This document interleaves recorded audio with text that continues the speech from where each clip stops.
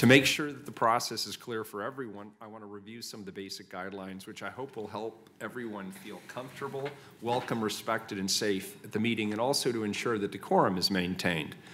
Today, there is one item that will be under discussion, and if you'd like to participate in that conversation, please sign up with the council clerk. State your name for the record. You do not need to give your full address. If you're a lobbyist, please disclose that. If you're here representing an organization, please identify the organization. Typically, individuals have 3 minutes to testify. Sometimes we have to shorten that depending upon how many people sign up to testify. When you have 30 seconds left, there's a little yellow light in front of you that'll light up, and there's a beep. When your time is up, the red light goes on, and it'll beep repeatedly. To be clear, disrupting other people's testimony is not allowed. Disrupting council deliberations is not allowed. The time for you to speak is if you want to sign up and participate in the public testimony along with everyone else. If you do disrupt the testimony, you will be warned not to do so. If you continue, you will be asked to leave. If you are asked to leave and you choose not to do so, you're subject to arrest for trespassing. Hopefully none of that ever happens.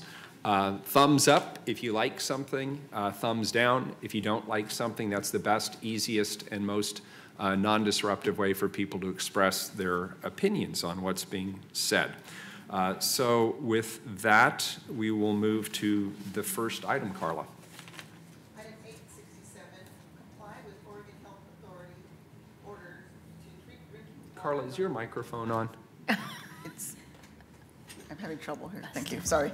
There you go. 867, comply with Oregon Health Authority's order to treat drinking water from the Bull Run watershed for cryptosporidium by submitting a compliance plan and proceeding with updating the design and construct an ultraviolet treatment facility. Commissioner Fish. Thank you. Thank you, Mayor and colleagues, and welcome. 10 weeks ago, the Water Bureau received an order from the Oregon Health Authority revoking the city's 10-year variance from treatment requirements of the LT2 rule, which is part of the Safe Drinking Water Act. The revocation followed repeated detections of cryptosporidium in the Bull Run watershed this past winter. Originally, the revocation was effective September 22nd, which put us on a very tight timeline to make a decision about the future of our system. Since that letter was received, the Portland Water Bureau has initiated a robust public debate about next steps. Here's a summary. A council work session on June 27th. The Bureau prepared comprehensive data and documentation on the treatment options to inform the community conversation.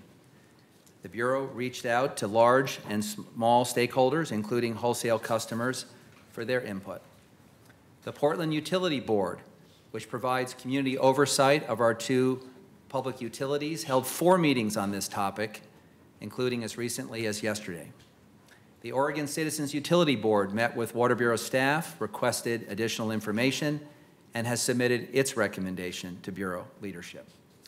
There were presentations to editorial boards and much more. I want to begin this hearing by thanking the Bureau for stepping up to take on this challenge during an already busy time.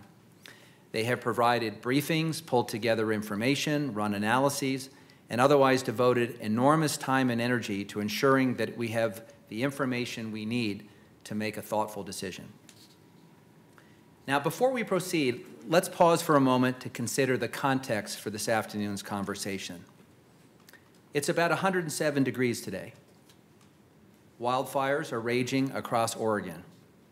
We saw historic levels of rain in the watershed this past winter. And we anticipate more of this disruptive weather, not less, in the future. Climate change is no longer debatable. We are feeling its effect here in Portland and around the globe.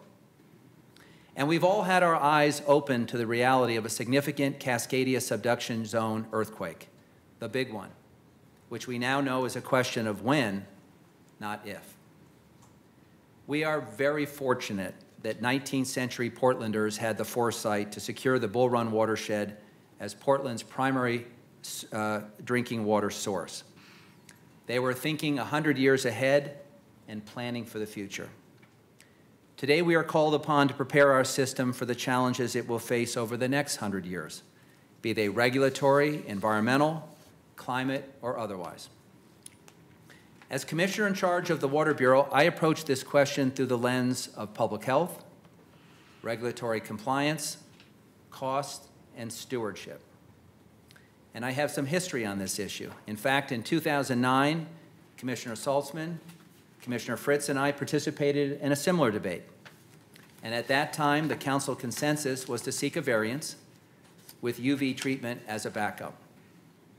As I recall, we were primarily focused on cost, including the cumulative impact of major capital projects at both utilities, including the $1.4 billion Big Pipe. Colleagues, today here is my ask. I ask you to listen to the presentation from the Bureau and to the perspective offered by our invited guests and the public, and then to see whether we can come to consensus on a preferred option. While the mayor and I have secured an additional 60 days to respond to the Oregon Health Authority with our compliance plan, I still hope that we can reach a decision today and then spend the extra time engaging the pub and the cub as we develop our plan. These two oversight bodies have offered thoughtful and productive advice, and it's important to me that we have the time to review and offer feedback about the Bureau's response before it is finalized and submitted to our regulators. So what are the choices before us? Over the last 10 weeks, I've heard loud and clear from stakeholders, including our oversight bodies, ratepayers, public health agencies, editorial boards, business leaders, wholesale customers, and many others, that we have essentially three choices. Option one, build a UV plant to strictly comply with the rule.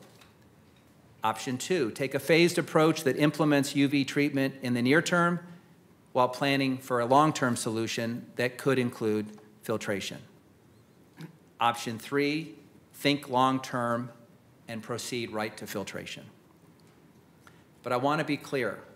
I've also heard loud and clear that doing nothing is not an option.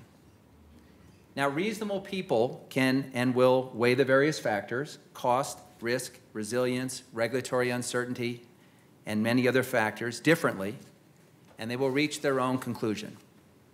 Between the discussion we had in June at the work session, the feedback we've heard since then, particularly from our oversight bodies, the information the Bureau has provided, and the testimony today, I hope that we can come to a decision on a preferred option by the close of the hearing. Now, run of show. I asked the Bureau to prepare and file a placeholder resolution for our consideration today. In our conversations with the community about the three options, the hybrid option, the so-called UV plus, seemed like a possible middle ground. It is, however, just a point of departure for our conversation. It is a placeholder. Before we proceed with the presentation today, I plan to offer a substitute resolution to give the Council another option and to make sure that both options are on the table as you testify. And I will also offer a number of amendments that directly respond to the feedback we've received from our oversight bodies. Finally, Mayor and colleagues, here is the run of show. We've invited city staff to review the primary options and to provide you with additional information about them and to answer your questions. We'll then move to a panel with several invited guests who will provide additional perspectives, and then we will open it up to the public for testimony. Thank you, Mayor. Thank you, Commissioner Fish. So, Commissioner, you'd like to offer up a substitute resolution? Yes, Mayor. So the resolution before the Council is the so-called hybrid option, or the UV plus. And I have a substitute resolution I want to offer and a number of amendments. And Mayor, I will pass these down as packets from my colleagues. And Carla, I apologize, I have one for you, but I should have left it on the table.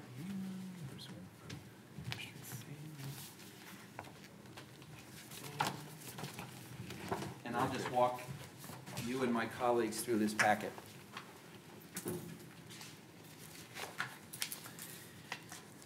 Fish Amendment 1 is a substitute resolution, and I have provided it to you, colleagues, as a clean version and as a red line version. And what this simply does is it substitutes filtration for the hybrid option as the preferred option. Fish Amendment 2 addresses a concern that we've heard from many in the community about protecting the Bull Run watershed and ensuring that current and future environmental protections are honored. I will read Fish Amendment 2. Quote, "Be it further resolved that the City of Portland will continue to advocate for strict environmental protections to preserve and protect the Bull Run watershed for future generations, regardless of any final decision about water treatment in the Bull Run watershed." Fish Amendment 3 addresses concerns raised by a number of parties and my colleagues concerning the impact of additional costs to our ratepayers. It reads as follows: "Be it further resolved that the Portland Water Bureau will seek to optimize and enhance its discount programs to lessen the impact of rising water rates on low-income customers." Fish Amendment 4 is an amendment that addresses a request we've heard from many parties that there be locked into code annual reporting, and it reads as follows: "Be it further resolved that the Portland Water Bureau will submit an annual report to the Portland Utility Board, the Oregon Citizens Utility Board, and the Portland City Council regarding the progress of the, so this technically could be an amendment to either resolution. So it would either be the progress towards the UV plus treatment project or the filtration project. So it's meant to be generic. The first of which shall be delivered on or before June 30th, 2018. So, colleagues, Commissioner... I'll second those for discussion.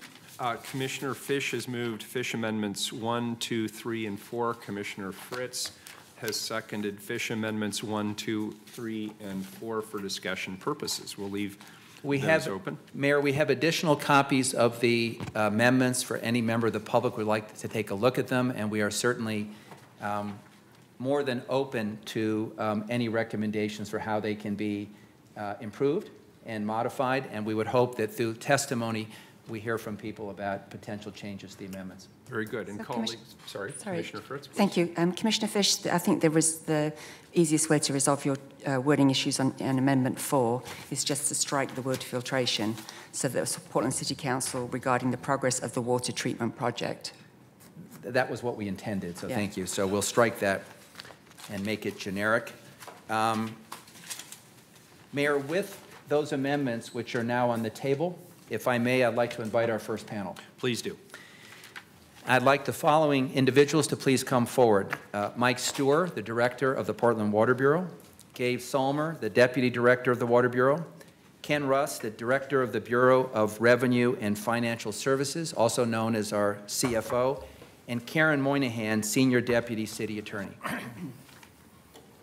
want to welcome our Bureau team. Again, I want to thank you for the work you've done over the past 10 weeks to bring us to this point. And Mike, I'll turn it over to you. Good afternoon, Mr. Mayor, Commissioners, and all of our invited guests. I have with me up here, as Commissioner Fish introduced myself, I'm going to talk a little bit about the background. Karen Moynihan from the City Attorney's Office is going to talk about the legalities of the revocation order. Gabe Solmer, our Deputy Director, is going to talk about cost and a little bit about probability. And Ken Rust, as the city's CFO and our colleague, is going to talk about his perspectives on the project. I'd like to acknowledge some guests in the back. We have Mayor Emeritus Colleen Johnson, who's one of the co-chairs of the pub, who's talking. I hear her chuckling back there. We have Janice Thompson from the Cub, members from the Portland Business Alliance. Two of our wholesalers are here, Mike and Andrew Degner. And of course, our colleague and friend, Dr. Paul Lewis from Multnomah County Health Department. So thank you all for coming. We're glad you're here, and we look forward to hearing what you have to say, and the public too. So, moving along, the watershed. Our watershed is a tremendous resource. It may be what makes Portland what it is. Portland wouldn't be what it is without our wonderful water supply. We would be a tiny little town, probably. We produce very high quality water, but it is not perfect, as we have seen. One of the wonderful things about our watershed is it's high up compared to here, and we have a gravity system. And one of my challenges as chief engineer for 10 years and now as the bureau director is to preserve the nature of that gravity system. 80% of our customers receive water from gravity. It's not pumped. That has a great effect on our rates. A normal water utility spends 20% or more of its money on electricity to pump, and we spend in a normal year somewhere around 2 or 3%. And last but not least, our watershed, our very protected watershed, is our first line of defense in the water quality arena. Stepping forward, LT2. In 2008, the city mounted a challenge to LT2. Technically, it's called a petition for legal review, and that's how one protests federal regulation.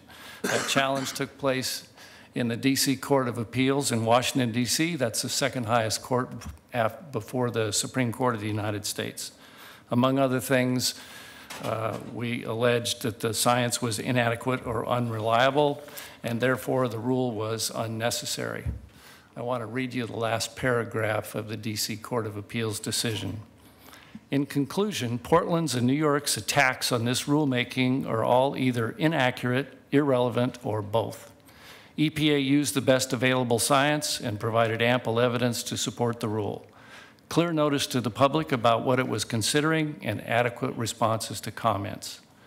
Even if EPA's cost-benefit analysis, use of science, and responses to comments were as flawed as the cities insist, these errors had no effect on the final rule and were thus harmless. We therefore deny the petition for review. To wrap this up more to the present day, the EPA conducted a rule review that they're required to do between 2014 and 2016. It's called the 6-year review. They made no changes to existing requirements. So LT2 is here to stay, and we are obviously here to deal with that. Subsequent to the legal challenge in 2009, the city chose to pursue a 2-track approach to deal with the requirements of LT2, or at least the treatment requirements. The track was apply for a variance, which was allowed by the rule, but because there was a rule deadline, we also were directed to design a UV plant so that if the variance wasn't achieved, that we would be able to comply with the law. In 2012, after many, many months of negotiations with the Oregon Health Authority, we received the only variance in the country. We completed and then shelved the design for the UV plant. Fast forward to 2017. For 5 years, we got along fine with the variance. And this spring, as you all well know, we found 19 oocysts in 14 different samples. We wrote a letter to OHA explaining our views on that matter, and the revocation order was the result of that, so here we are. That leads us to the resolution before you today, what we had been called UV+. Now, one of the responsibilities that I try and take very seriously is that it's not my job to stand in front of you and tell you that you have to do X. My job is to provide viable options for council to consider, and council makes the choices. Hence, the UV+. We're asking council to consider the Water Bureau's proposal for UV Treatment Plus and a set-aside investment fund for future treatment needs. We agree with our forward-thinking community members and public health partners who've shown a widespread desire to address more long-term needs. As I conveyed to council in the June 27th work session, cost to ratepayers is a considerable factor, and we remain concerned with that. The UV Plus option provides the lowest cost in the short term while responding to the community's call for investment in future treatment.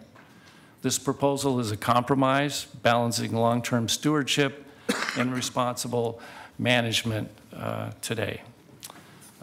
That is the end of my background summary. Now I'd like to have Karen Moynihan address the legalities of the enforcement order. Karen? I want to break it. The top, Ben's, the top piece. Thank There you. you go. Thank you, Mayor. Good afternoon. My name is Karen Moynihan. I'm a Senior Deputy City Attorney. As you know, on May 19th, 2017, the Oregon Health Authority issued to the Portland Water Bureau an order revoking the city's variance from the EPA's Long-Term 2 Enhanced Surface Water Treatment Rule, or LT2 as it's known. Council's deliberations today regarding compliance with OHA's revocation order is not whether to comply, but how to do so. To better understand the requirements of the OHA revocation order, it's important to understand the underlying variance. Key factors in OHA's granting of the variance were its findings that first, the Bull Run source water enjoyed legal protections that limit people and exclude livestock from the watershed. And second, that based upon data collected in the Bull Run watershed, cryptosporidium concentrations in the water source were below health-based regulatory limits. Recognizing that those concentrations could change, OHA conditioned the variance by requiring the Water Bureau to ensure that watershed protections remain in place and to closely monitor the watershed for cryptosporidium. If samples revealed the presence of cryptosporidium, the Water Bureau would have to undertake increased monitoring for a full year to demonstrate that the average annual concentrations were within the allowable levels. If the average annual concentrations exceeded the allowable level, however, OHA would have to revoke the variance and provide the Water Bureau with a schedule to install treatment. When the Water Bureau detected cryptosporidium earlier this year, it immediately complied with the increased monitoring requirements from the variance. However, some subsequent samples continued to contain cryptosporidium, albeit in very low concentrations, and by March, it became clear that it would be virtually impossible by year's end to demonstrate that the average annual concentrations would not exceed the allowable level. With this information in hand, on May 19, 2017, OHA revoked the city's LT2 variance. The May 19th order revokes the city's variance effective on the date that OHA signs a compliance schedule, an interim measures agreement, or an order, or until September 22nd, 2017, whichever is sooner. The order requires that for the purposes of establishing the compliance schedule and interim control measures, the Water Bureau submit to OHA by August 11th, 2017, 1, a description of which treatment technology the city intends to pursue to ensure compliance with the cryptosporidium treatment requirement. 2, a detailed proposed schedule of when treatment will be in place, demonstrating that treatment will be in place as soon as practically possible. 3, measures that the Water Bureau intends to take to reduce the risk of the public's exposure to cryptosporidium until treatment is in place. And 4, a proposed sampling schedule for cryptosporidium until adequate treatment is in place. Further, until a compliance schedule and interim measures are in place, the Water Bureau must comply with the variance requirements, including the increased cryptosporidium monitoring frequency. Now, as you know, upon Mayor Wheeler's and Commissioner Fish's request, OHA has granted a 60-day extension to the dates contained in the order. Therefore, under an amended order dated August 1st, 2017, the Water Bureau is now required to submit the information by October 11th, 2017, with a compliance schedule and interim measures agreement or order in place by November 22nd. As a final matter, I have reviewed the resolution amendments that Commissioner Fish has proposed today, and I find them to be both reasonable and valid. Thank you. Thank you. So next up, we'd ask Gabe to talk about cost and a little bit about probabilities. Thank you, and good afternoon, Mayor and Commissioners. You are being handed a set of information that has been publicly available. You've seen this information before, and we'll also have this information available for the public. But I wanted to walk you through it because it's in a slightly different format than you've seen before. So you have two sheets, and the first one that I'd like to go through is a rate chart. So on one side of the rate chart, you have information about the UV Plus option. It's listed in purple, magenta. And it also contains the information about our combined forecast. That's in black. So I'll just walk you through this briefly. And the parts I want to highlight are that the information here is the combined bill. So this is what the increases look like for both utilities, both BES and the Water Bureau. That's shown at the bottom of the page.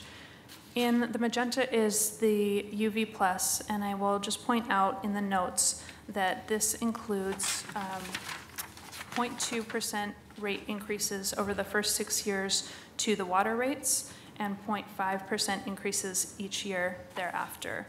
That is a model for you to look at. It is not set in stone.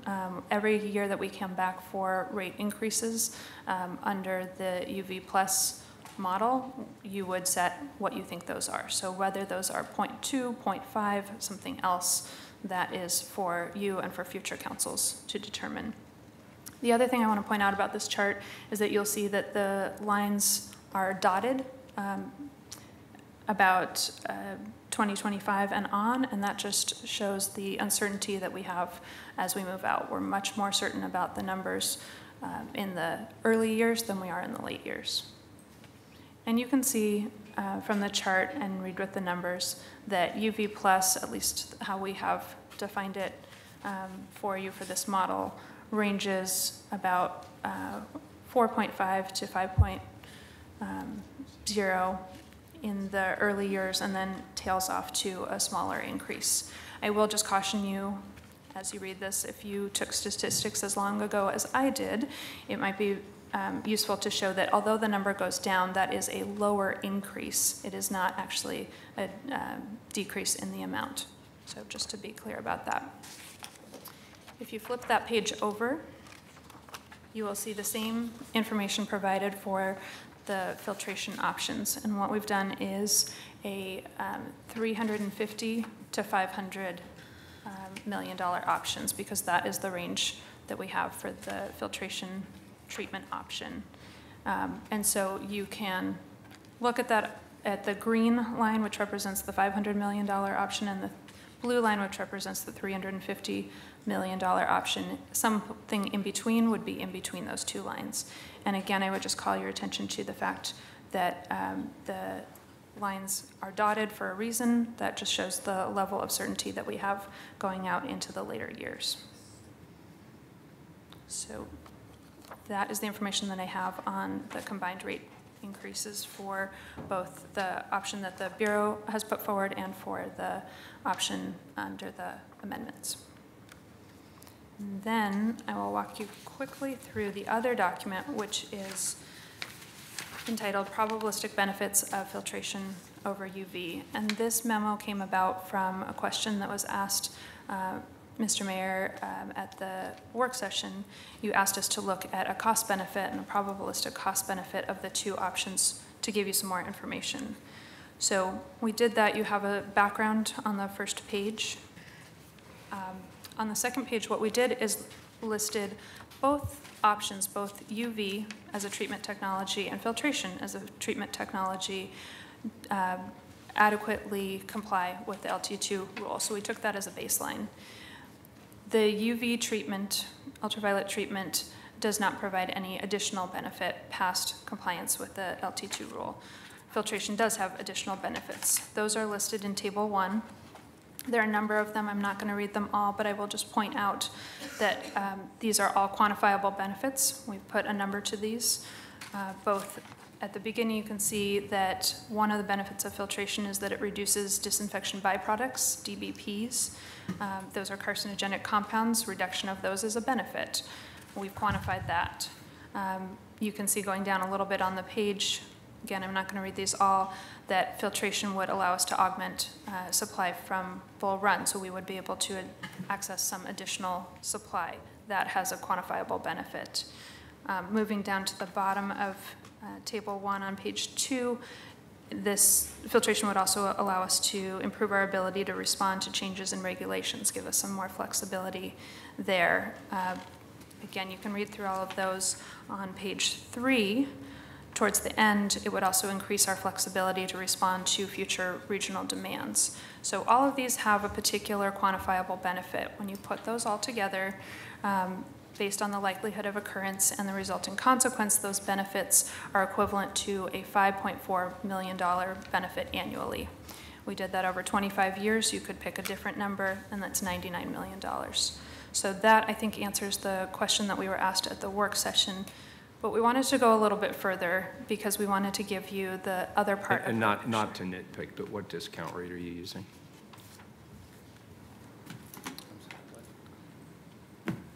I'll get that information for you. Okay, thanks.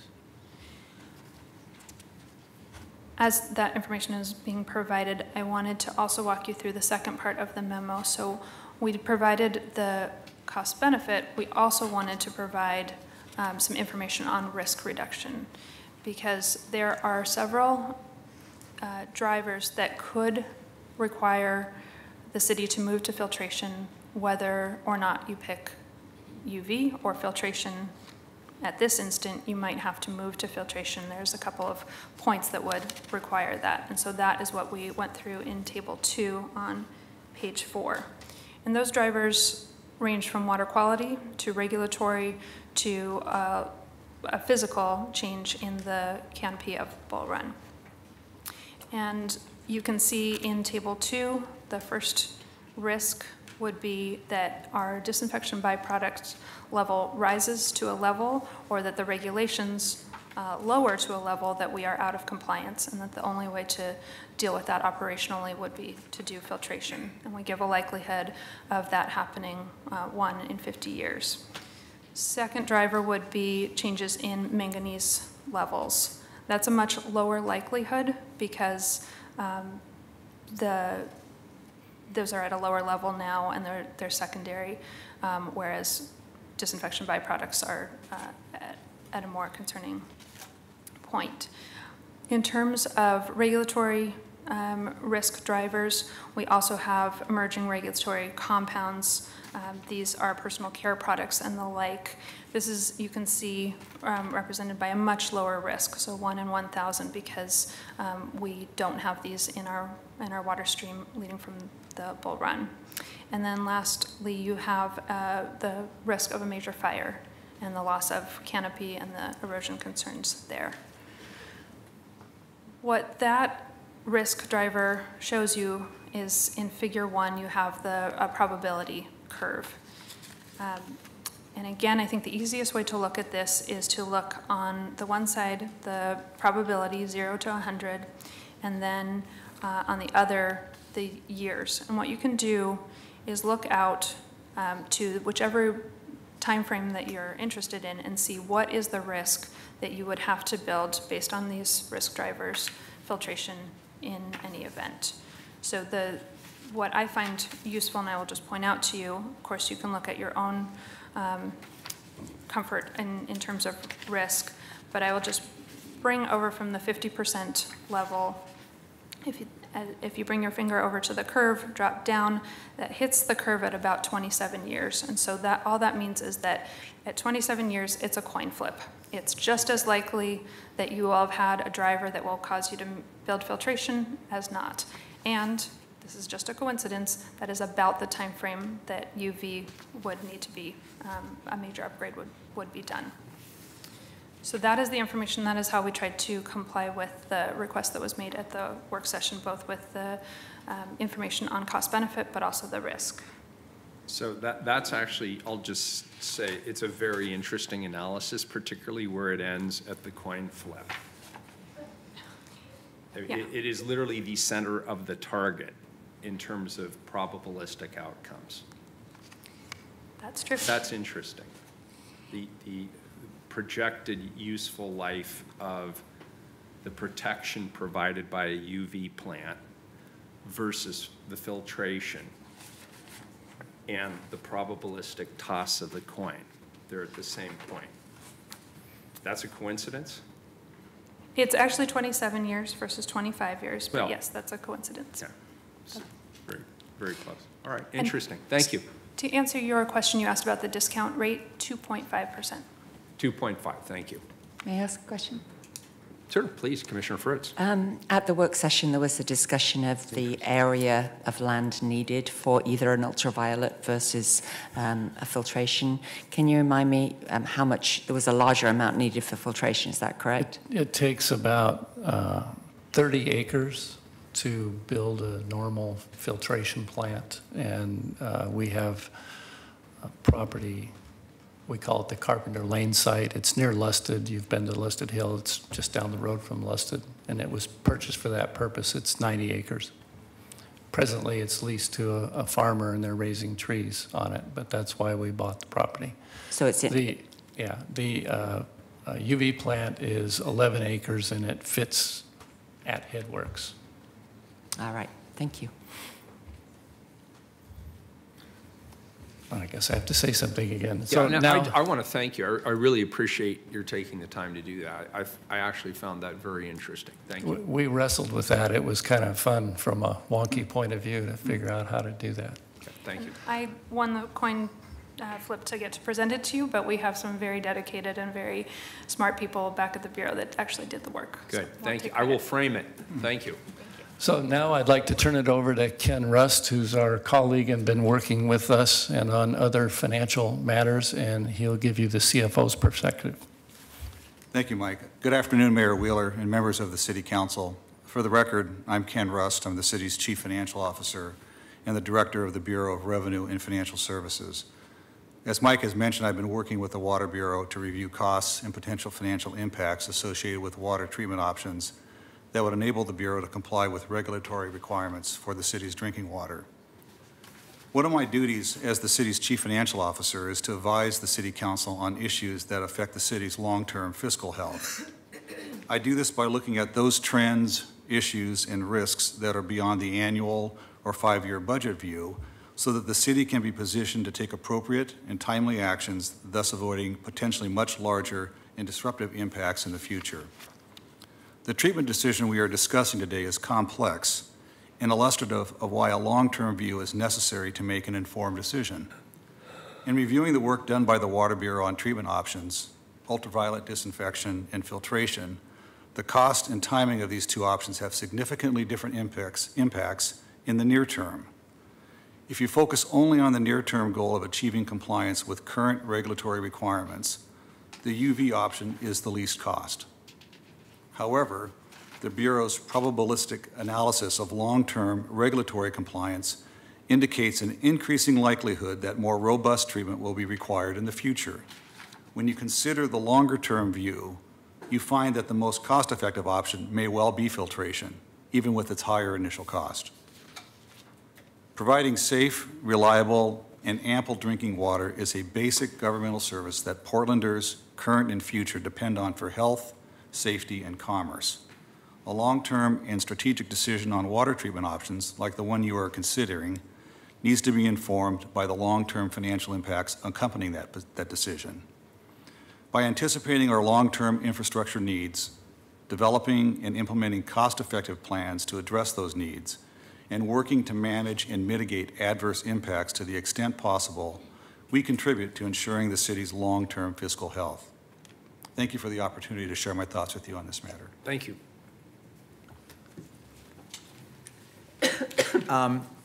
Mayor and colleagues, this panel will be available to come back later to answer any questions that you have based on the testimony. Thank you all for. And it's now my honor to invite up our second panel of invited testimony.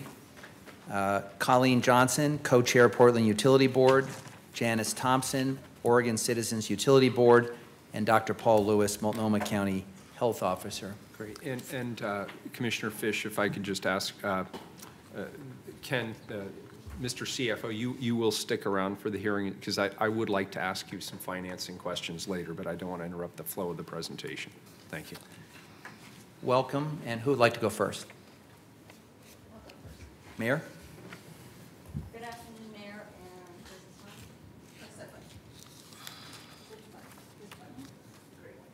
big one. All right. There you go. So, good afternoon, Mayor and Commissioners. My name is Colleen Johnson. I'm co-chair of the Portland Utility Board.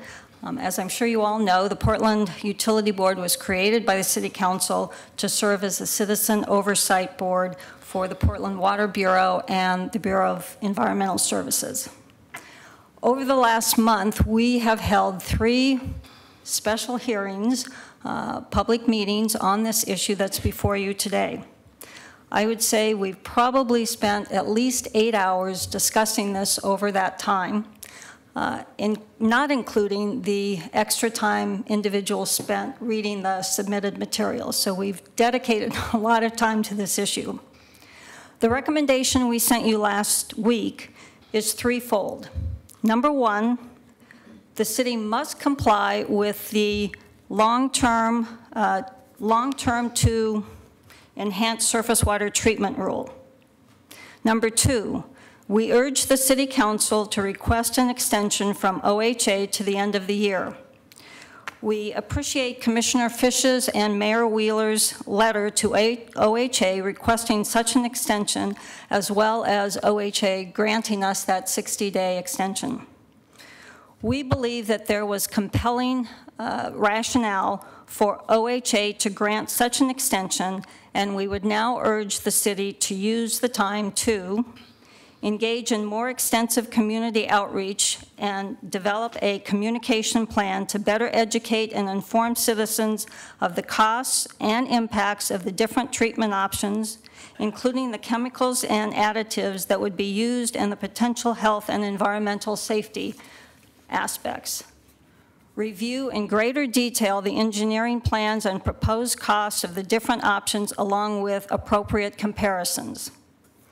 Begin preliminary engineering assessments for filtration to allow for more accurate budgeting projections and, rate impacts.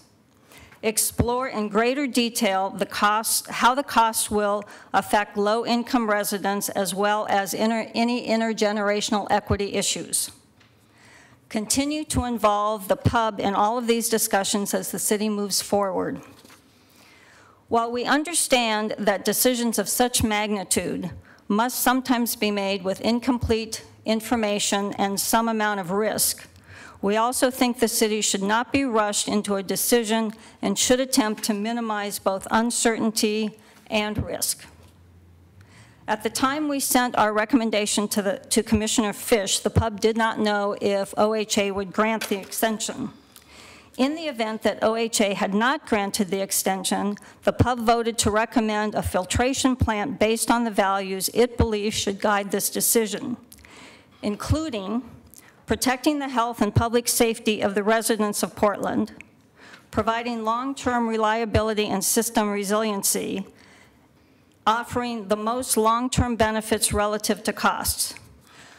To be honest, I don't know how OHA's decision would affect the recommendation and treatment option we selected.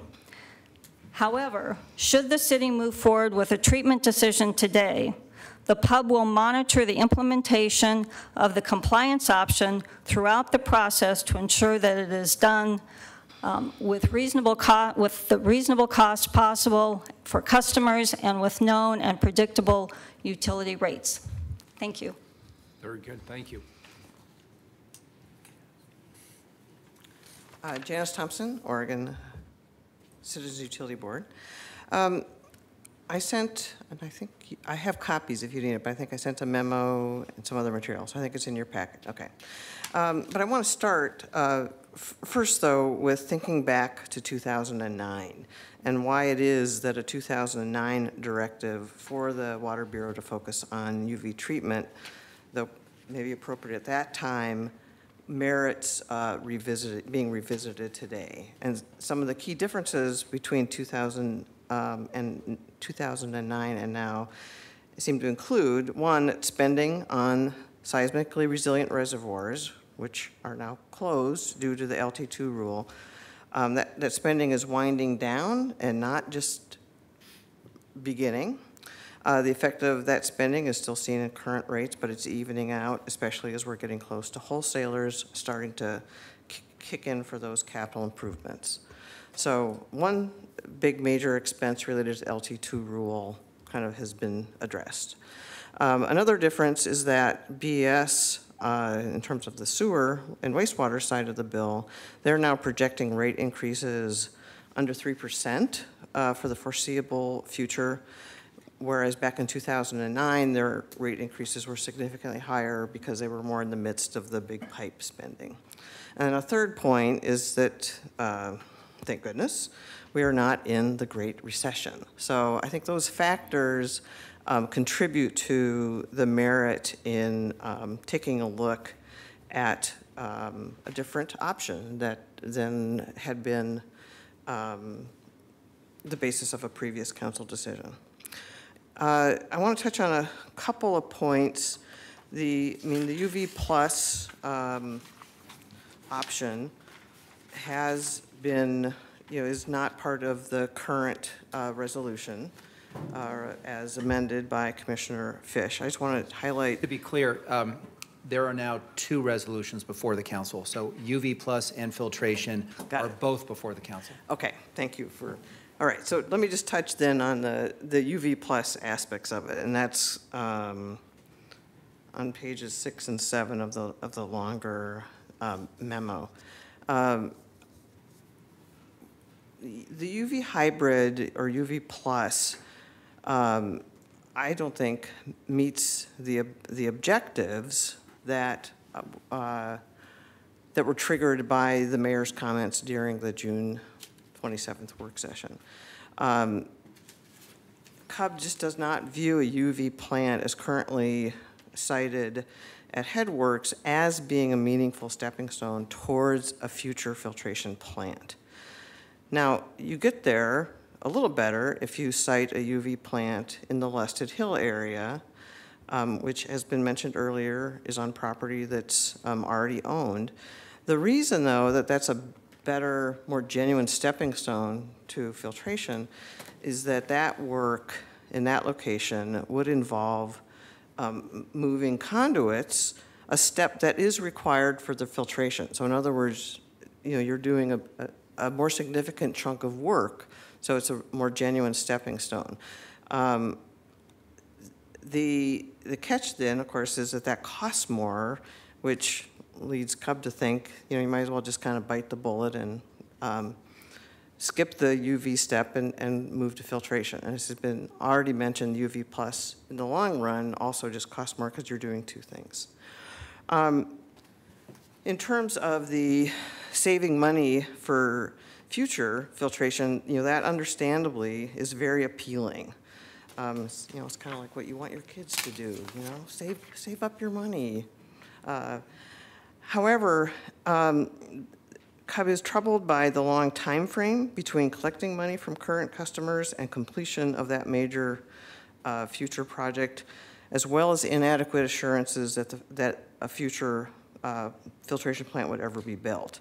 And this is one of those situations where it's all the legal details, work out, but in our view, it just doesn't seem consistent with best utility financing practices. So that's just a little bit background on, in terms of the first resolution, CUB's being concerned about the UV plus approach. Could I just ask you a follow-up question? Yeah. Because you hit on an intriguing point. It's not consistent with best practices regarding utility financing. Could you add a few more sentences to that? Yeah. So, we deal a lot in the private utility world. And one of the things that CUB, and it's, kind of being a ratepayer advocate in that arena, looks for is an inappropriate kind of cost burden on current customers for benefits that are primarily going to be realized by future customers. So as an example, private utilities can't charge customers for investments that are not presently used. It's kind of a term of art. So instead, shareholders pre-fund those investments with compensation by earning a regulated rate of return. Once those private utility investments are used and useful, kind of another term of art, then customers begin to contribute for those expenses in their rates. Now, turning to the municipal arena, obviously there's no shareholders. So that's why municipal utilities are allowed to charge customers via rates before capital investments in major construction projects are used and useful. Could I ask you a question about that? Because this is getting to some really interesting territory. So is there an implied obligation by collecting those rates today Yes. and putting them in a savings account for a capital project tomorrow? Are we committed to that project? Well, yes. And I think, and this is where there's a timing issue. So that dynamic does mean in the municipal arena that payments from current customers may well benefit future customers. But the time frame between starting to include project construction costs into rates and the completion of that project is clearly defined. I mean, that's why you do, you know, 5-year CIP plans. And that's a big part of the rate-making process for both these bureaus. So that timeline is clearly defined, and it's shorter than the time frame contemplated in the UV plus scenario. So it's that difference that is troubling to us. There just isn't quite the same assurance.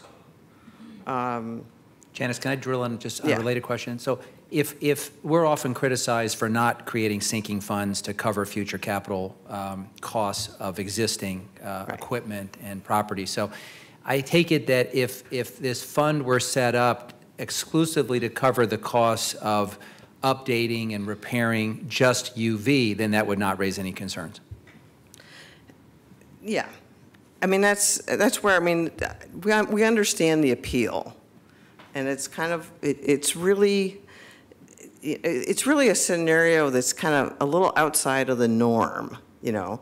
And so it just seems, we're just suggesting caution and, well, particularly linked to the first point, which is UV plus really do much for you in terms of being a stepping stone? It's kind of like when you take a look at both of those factors together, it's just like, the tipping point for us is... Well, that and plus the probabilistic analysis that was just presented. Right, that's just where I was going to go next. That's already 3 strikes. Right. That's Not to bias the conversation, but... There you go. You know, that's sort of my thinking thus far. Yeah. Okay, so now then, however, turning to kind of the new resolution, the second resolution. One thing I think to keep in mind, and you could kind of maybe in your mind pencil it in on this, is that the baseline really isn't 0, or the baseline really isn't like the current forecast, unless I will be corrected if I'm wrong. But I don't think the current forecast includes roughly 100 million for a UV. So, you know, so I'm not saying that those numbers aren't correct and those aren't troubling, you know, or not troubling. So your point, and I read that section carefully in your thoughtful submission. I think your point is, if you're going to have to spend 100 for one option and 350 for the other, let's be clear that we're talking about 250. Exactly. Is the delta. Right. Yeah, there you go. So that's one point. Then I think, I mean, in the resolution amendment that we offered in the memo describing it, we had information, very helpful information from the Water Bureau, kind of on the cost parameters.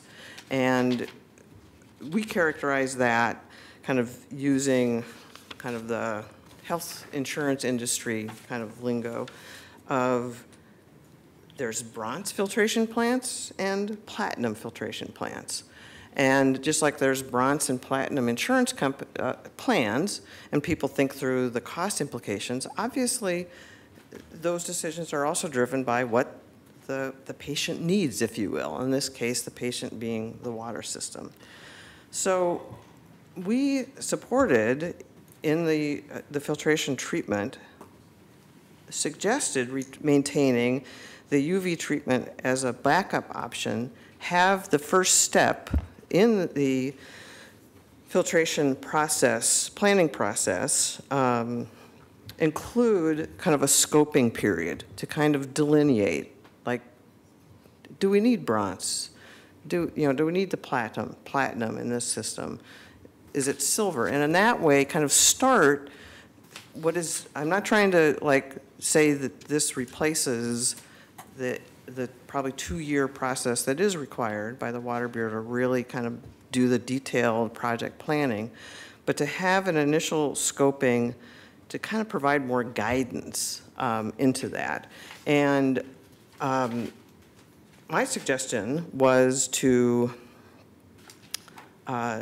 build that into the compliance agreement. So basically the compliance agreement would say the default position is filtration after a scoping period that would end no later than June 30th, 2018. Either that would be a kind of provide enough cost containment kind of information that there's a comfort level on like, we're going to continue on this path.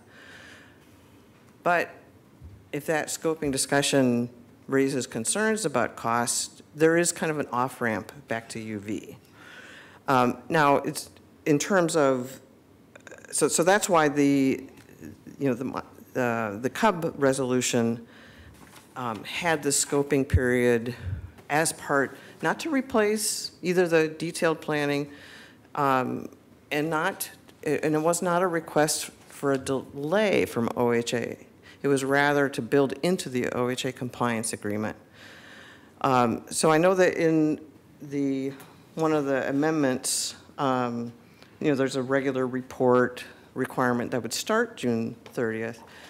I think I was trying to get at a little bit different idea with having kind of this initial scoping, just so there's more guidance given and more clarity about what the cost containment opportunities there were with regards to filtration. Now, in terms of dropping that idea and just moving with the Fish, Commissioner Fish's, your Amendment 1. Amendment 1 and its amendments. I mean, it's very interesting and heartening to hear the comments from Mr. Rust in terms of, the least cost, least risk kind of factor, looking from a municipal finance expert, that, the longer term really is kind of more cost effective. So, but nevertheless, I mean, I think there was both, so that scoping period was, however, of interest to us to kind of have build in an option within the compliance agreement to, like I say, provide more guidance about, we think we want bronze, or actually what we think is silver. So we kind of know a little bit more before the detailed planning, as opposed to the detailed planning, evaluating all those options, kind of help potentially narrow the scope a little bit beforehand. And with that, I think that's it in terms of what. Thank you very much, and thanks to both of our oversight bodies. It's been a new day at our utilities, and we are very grateful for the role that both the CUB and the PUB play and the time that you spend overseeing our utilities. So thank you both, ladies. Thanks. Dr. Lewis? Thank you.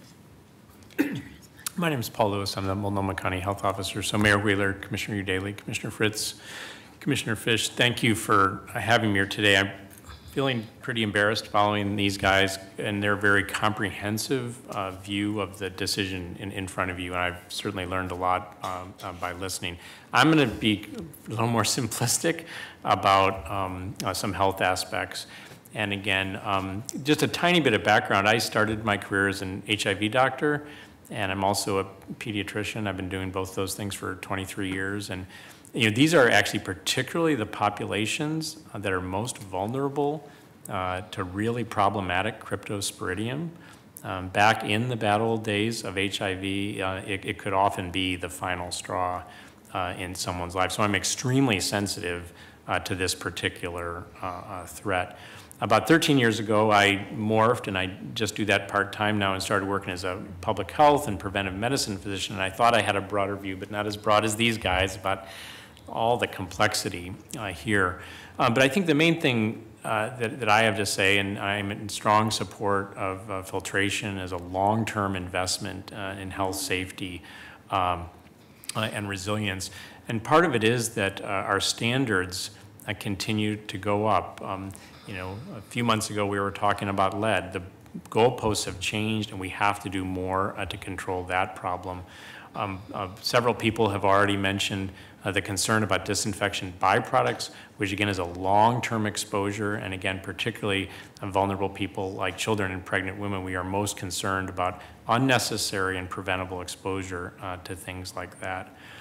And then, as I mentioned the previous time I testified, enough time has now gone by since the winter months where there were the frequent detections of cryptosporidium to look back at this disease, which has been reportable for almost 30 years, to know that we're actually slightly fewer than normal cases of cryptosporidium reported during that time period. And that, in addition to many informal communications with my colleagues that take care of children and of HIV patients and other compromised hosts, that there did not appear to be any detectable problem related to those detection. So when I weigh those things, that there is a risk of cryptosporidium in an unfiltered water supply, but ours is pretty special, and as far as we can tell, the risk is very low. That leads me to the conclusion that we shouldn't rush to do UV, which is really just a one-trick pony, and that it does make more sense to make the longer-term investment that not only will protect us against cryptosporidium, because we do remain at risk for that, but that also provides the list of benefits that we've been through. And this new Table 1 includes even some that I wasn't aware of. So I really do think there are a lot of benefits to that long-term investment. So thank you. Thank you. Ask a question, actually, Commissioner Fritz. I don't want the answer now, but I'm assuming that with some of the time that we have, even with the current 60-day extension, I would expect that the pub and the CUB would be looking at, are there any other currently planned projects which could be delayed or perhaps not even done in order to limit the rates? So I see you nodding. Yes, thank you. I didn't go over our entire recommendation, but certainly part of our discussion was that that was an element, that if we were going to spend $350 to $500 million on a filtration plant, that put pressure on the Bureau to look at what other projects might be in the queue and whether or not there were ways to maybe push off some to be able to afford this. Thank you. Could I make one additional comment on that? Because I think it's a very important question, and cost has been a primary consideration for us back to the days that we had the debate in 2009 and now right to the present. Commissioner Fritz, whatever the recommendation of council, I would anticipate that there be a direction to the utilities through the next budget cycle to come in with options for mitigating the impact of whatever choice we make. That could include revisiting our 5-year or longer CIP programs and considering phasing, delays, other kinds of things. Mike is starting to look, a little queasy back there. So there are a bunch of things that, as you know, we can't change. But there are but I anticipate the council saying, show us the CIP again and convince us that everything is necessary and that you've got the sequencing right. I anticipate the council looking closely at the existing rate stabilization funds and asking, are we deploying them in the most strategic way, thinking about the long-term costs? And remember, until the wholesale customers come in and pay their share, we have a bigger responsibility during the construction phase. So how might we use the rate stabilization funds in that way? The CUB has, I think, introduced a homey metaphor here for looking at this, the bronze versus the platinum, the Chevy versus, the Maserati. One of the things we might be looking at in any choice is what are the various options in terms of technology, and are there cost differences, and can we look at that? And then, I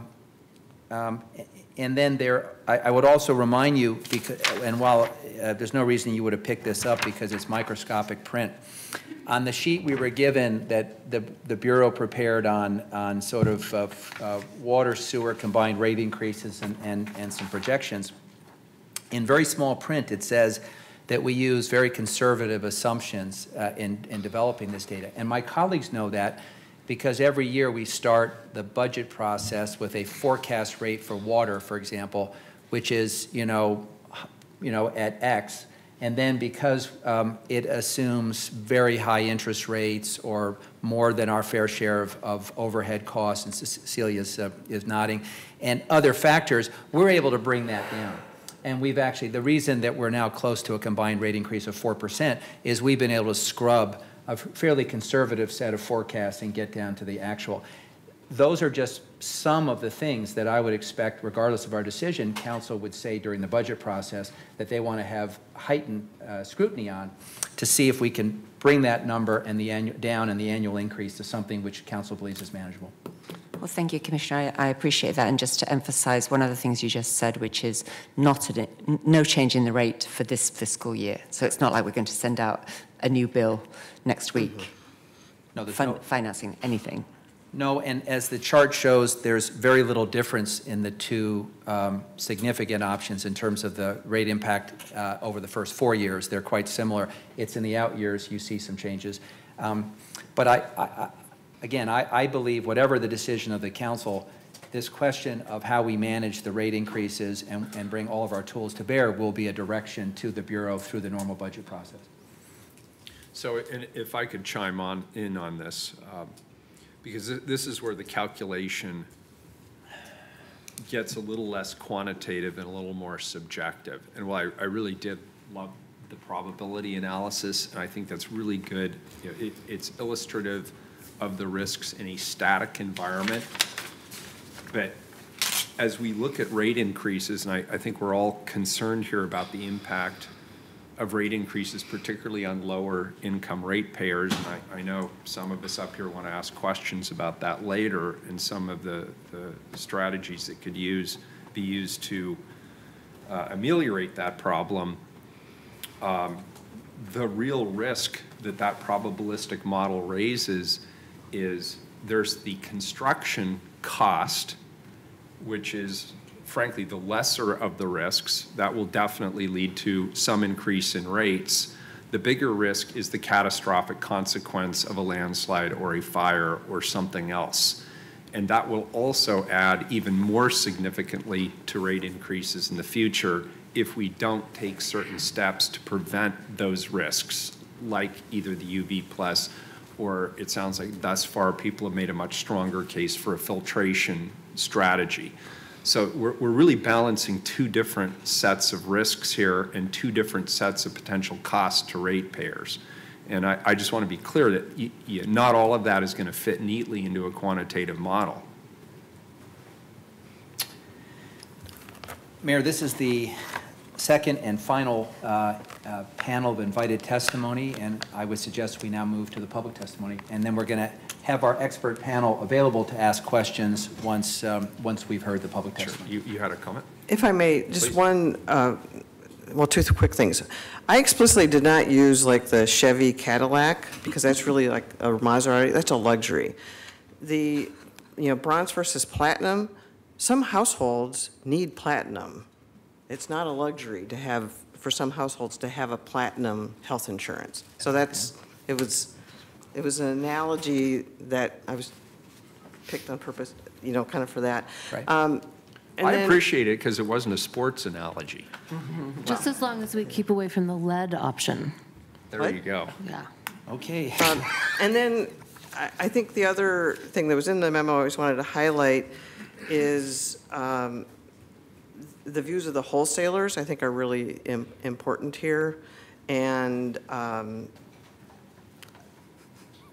think it just, they're important partners that I think a filtration decision would be positively received. Well, I think, and it's part of the record. Yes. Now, and I think my colleagues have been briefed on this, my recollection is that we have a very strong support from our wholesale customers for the filtration option for many of the reasons that, and Cully, you're nodding, so. Yes. And so that is in the record, and they have weighed in heavily behind filtration. There was one additional invited testimony, Mayor, and then we'll switch to public testimony, and that's the Portland Business Alliance, and Marion Hayes is here, so Haynes, and so we'll invite her forward. Very good, thanks. Welcome, Marion. Thank you. Good afternoon, Mayor Wheeler, council members. My name is Marion Haynes, and I represent the Portland Business Alliance. It is on. Okay. Yeah, just get a little closer. Very good. Oh, thank you. Marion Haynes with the Portland Business Alliance. Good afternoon. The Alliance has a long history of working with the city on cryptosporidium and those issues. We were involved in some of the discussions back in 2008 and 2009, worked with the city at the federal level to with the EPA to see what we could do at that time. And so we do have quite a long history of working with the city, dealing with the variants. We understand that now with the new testing, the question really before us is what do we do now? What treatment option do we look at that takes into account both the short and long-term costs and benefits? The Alliance is supportive of the hybrid approach, what I guess we're calling the UV plus at this point, where ultraviolet would be used in the near term and at the same time setting aside a modest amount of ratepayer funds into a sinking fund for a future filtration system. We think that this does make sense. It minimizes costs in the near term and rate impacts in the near term because there are other projects and significant items that are going to be under construction. This does allow some long-term thinking and savings and fiscal discipline, we believe, to pay for those future anticipated costs and allows the time while the UV system is in place to do the due diligence, understand how the regulatory environment might be changing at the point where you're looking at making the more sizable long-term investment that does have the additional benefits with it, but it gives a little bit more time. I think we heard that the rules are continuing to change, and so that allows us to take all of that into account. So we think that this is a sensible approach, the UV plus, and would lend our support to that. Thank you very much. Thank you. All right, and how many people do we have signed up for public testimony? I show 17. 17, good, all right. Colleagues, does anybody have a time conflict that 3 minutes, where 3 minutes would be a problem? Looks like we're good to go. Please call the first three. First three are Dr. Theodora Tsongas, Damon Motz-Story, and Carol Cushman.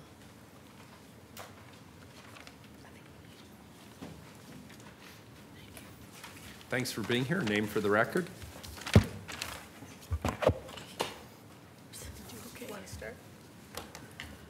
Good afternoon, Mayor and Commissioners. I'm Dr. Theodora Tsongas. I'm speaking today on behalf of Oregon Physicians for Social Responsibility. We thank Mayor Wheeler and Commissioner Fish for asking the Oregon Health Authority for 3 months to make an informed community decision. We're grateful that you did not express an opinion in your Monday letter on a preferred method of dealing with cryptosporidium in Bull Run water.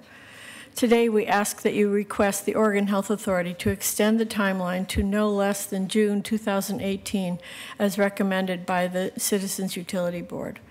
to allow for informed community discussions and decisions regarding Bull Run treatment.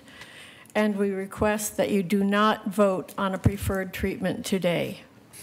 I'm delivering to you a petition signed by a number of organizations and individuals outlining our rationale for an OHA timeline extension.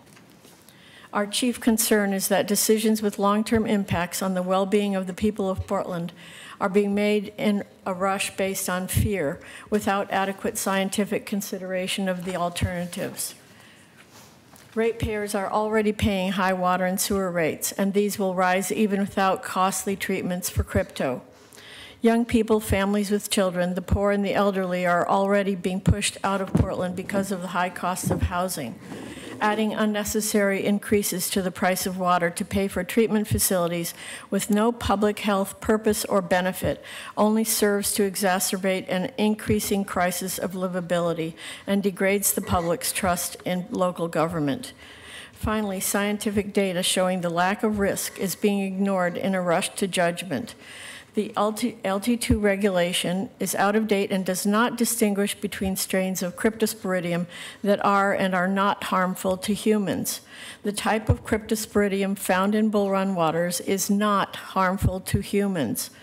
We are fortunate to have a unique, elegant green system designed and strictly protected from human and domestic animal waste to keep it clean. Many residents and businesses, including great breweries and restaurants, chose to locate and remain in Portland precisely because our water is of such high quality and requires minimal treatment with chemicals.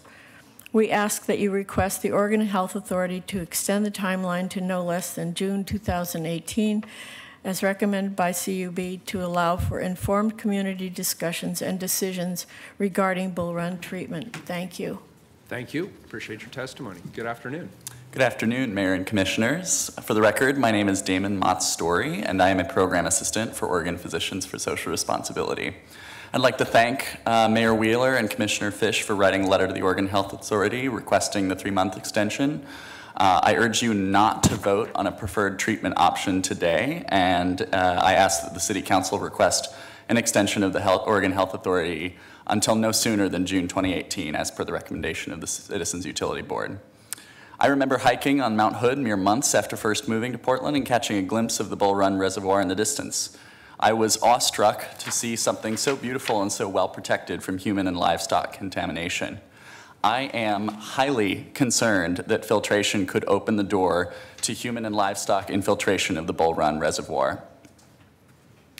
Additionally, I am concerned about increases in water rates, particularly since the type of Cryptosporidium found in Bull Run waters is not harmful to human health. Not all Cryptosporidium is the same. Low-income, working-class Portlanders do not need a spike in rates. All of these concerns and more lead me to agree with Commissioner Fish in the extension request letter on Monday that we need more time to consult with citizens, stakeholders, and independent advisory organizations. But 2 months is not enough. Please request an extension to no sooner than June of 2018, as per the CUB recommendation. For more information, please refer to the community letter that our member, Dr. Songas, just submitted. Thank you very much for your time. Very good. Thank you. Thank you. Good afternoon. I'm Carol Cushman, representing the League of Women Voters of Portland.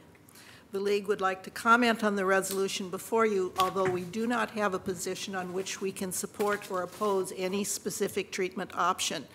We do have some comments.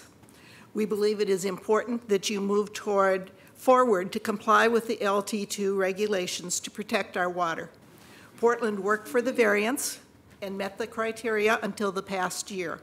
Now the city must accept the ruling handed down by the Oregon Health Authority. However, it was reasonable to ask for time beyond the September deadline to define the exact way that compliance will be accomplished, and we thank you, Commissioner Fish, for your request to OHA. In selecting a treatment option, it is important to thoroughly consider the total impact and the many consequences of that decision. The public in general expects protection of our natural resources and expects to share the cost. Therefore, the public should have a voice in the planning process. Any treatment option selected must be part of long-range planning by the Water Bureau and the city. Although we anticipate the council may be making a major decision today, we expect there will be need for public education and input during the coming months and years. We thank the Portland Utility Board for offering time and opportunity for public input during the past month, but want to make sure that the pub and the Portland Water Bureau will be required to provide public input and education throughout the process of bringing the facility online. Finally, in support of Commissioner Fish's amendment number 2, we note that there have been past attempts to reduce protections for our water. In the future, the city needs to remain ever vigilant and take steps in advance to thwart any such efforts.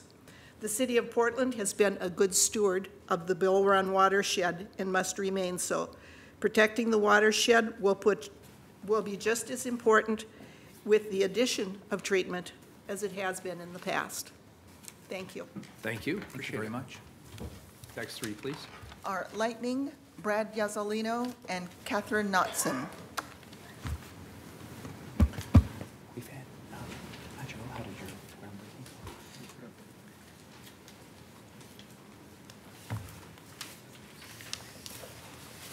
Okay, good. Good afternoon.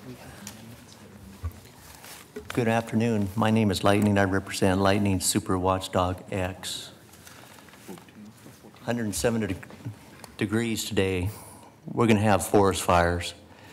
The UV filtration system, turbidity, it's not going to be effective, plain and simple. We're going to have to look at long-term at the filtration plant.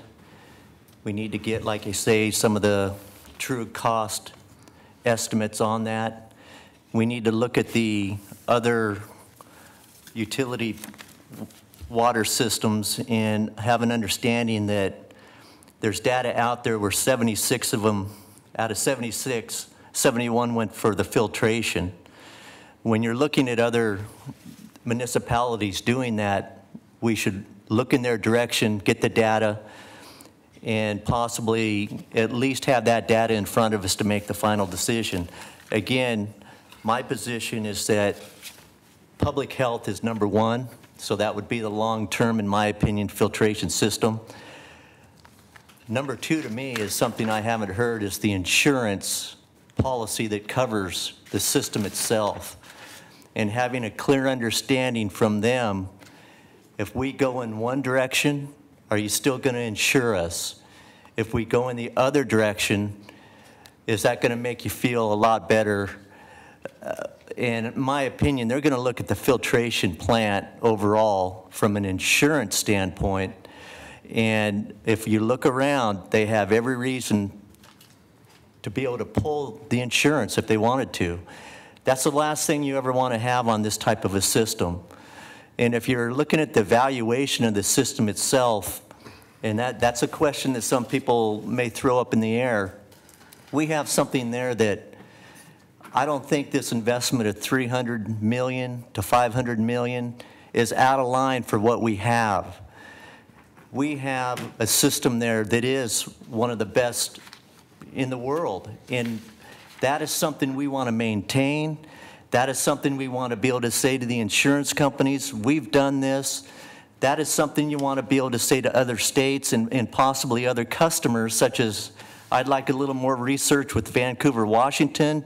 Do they have a need for any water? And start looking for other wholesale customers to maybe do a more cost recovery on the overall filtration plant itself. And again, I think we can shorten the time frame up myself. I think some of these numbers are, you know, a 300 to 500 million is a big range there. And in my opinion, do it right, do it long term, and protect what we have, which is the best, and continue to have the best with precautions in place per OHA in the revoke of the variance. You don't want to mess around with that. Thank you. Thank you. Good afternoon. Good afternoon, Commissioners. Thanks for asking for the extension. Put your That's name in good. the record. Pardon me? Put your name in the record.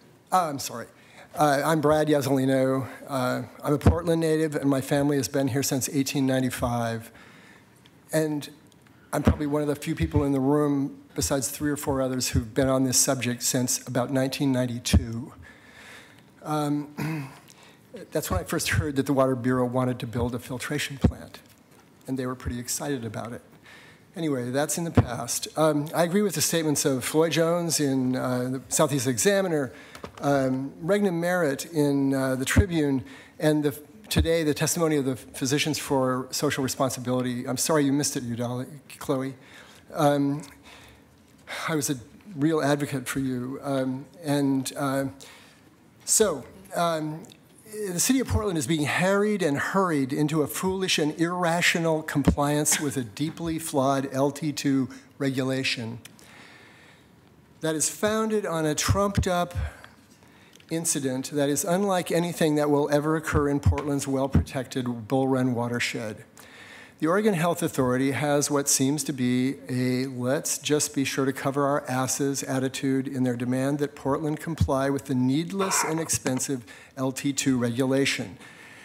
Even the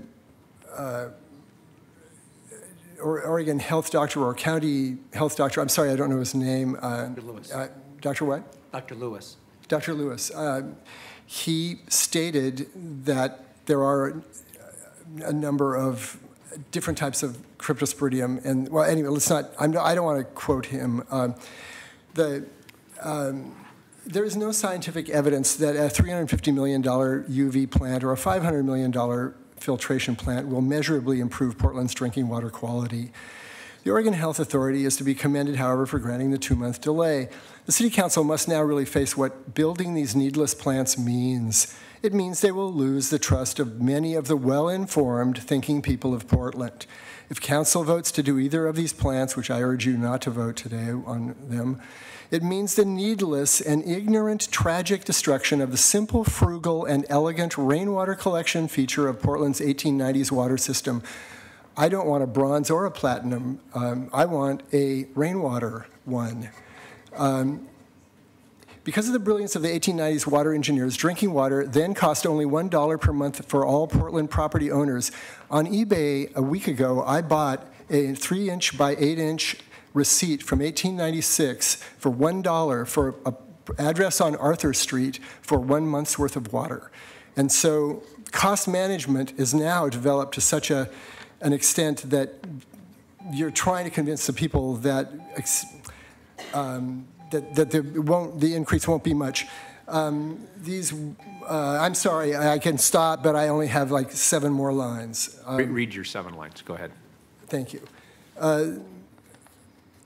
The dollar, in a sense, is the base cost of our gravity-fed, pure rainwater collection water system.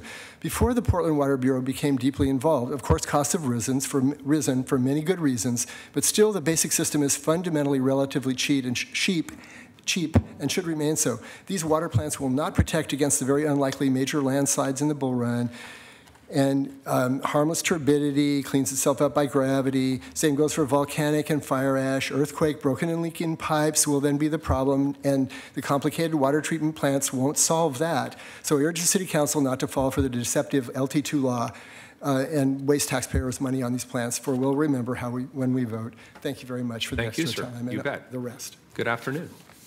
Good afternoon. My name is Catherine Knotson, Portland resident, and I support filtration. I'm going to read some documentation, some excerpts of some documentation, and the first one is from the Bull Run Watershed Cryptosporidium Report published in February 2003. I had submitted all these documents to the pub on July 11, 2017, and I have put the link on my letter to you if you wish to read them. The first quote I'm going to speak on is about the cryptosporidium itself from that original February 2003 report. And it says on page 977, quote, isolate SW15 was obtained from a sample collected at the Oregon site, which is fully protected from human impact. This isolate was different from C. parvum bovine genotype at 3 nucleotide positions, but clustered with the bovine and murine genotypes, figure 4. It is possible that this isolate represents a new genotype of C. parvum from a wild animal host. Another isolate SW22 was obtained from the Oregon site and was identified as the C. parvum bovine genotype. And for those who don't know what a bovine is, that's cattle, and murine is rodent. The next one is from the UV report, and this test was done on those specific Cryptosporidium, the water samples in which was from the which contained the Cryptosporidium with the previous report. And it says on page 13, quote, Le Chevalier et al., 2003, reported infectious Cryptosporidium data for an unfiltered watershed in Oregon, Table 5. These data show that the design of a UV disinfection system should not allow more than 3 to 7 hours of downtime per month to meet the 1 in 10,000 annual risk of Cryptosporidium infection.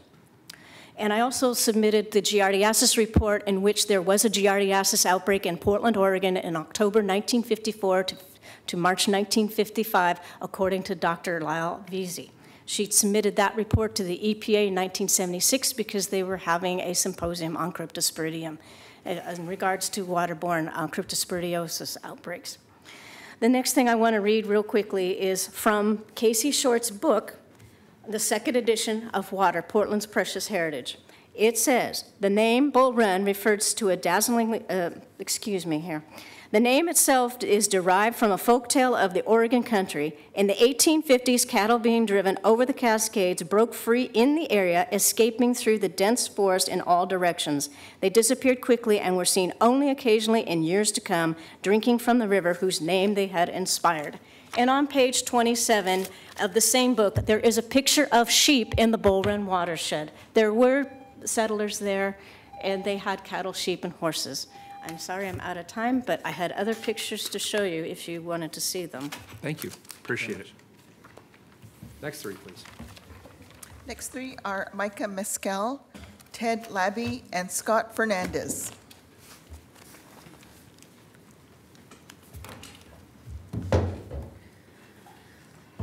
Good afternoon. Good afternoon. My name is Micah Mescal, and I'm with the Audubon Society of Portland. I'm also a member of PUB, but my testimony today is on behalf of the Audubon Society. Thank you for having me, Mayor and Council. I'd like to start with support amendments 2 through 4. And specifically with Amendment 2, I feel it could be strengthened with the addition of a couple words. Give me 1 sec, and I'll have it ready to annotate. So following environmental protections, I suggest or propose that you add that prohibit logging and limit access to preserve and protect Bull Run watershed. Gives it a little more specificity. That prohibit logging and limit access, which is currently in place, but just to instill that into the future. So ultimately, my testimony today is to urge you all to delay your decision until 2 months to this date when OHA has extended the decision time, and there are several reasons for that. It ultimately allows for the options to be more completely presented and compiled, and that's important both for the oversight committees who have been tasked with looking at these options. To date, we've seen a lot of information, and some of the presentations or the proposals have been pretty fluid. And so I think seeing a distilled and very clear presentation of the two is important both for the community oversight committees, but more importantly, to be presented to the public in that form. We have had, as PUB, we've held 4 public hearings, which we've engaged with the public, and that's been great for the community here in Portland that's followed this process, but not for the greater community, in my opinion. And I think presenting these more fleshed out positions or options would be very beneficial. And also considering having a presentation or hearing on the east side of Portland. We've held all 4 of ours here, either in the Portland building or City Hall.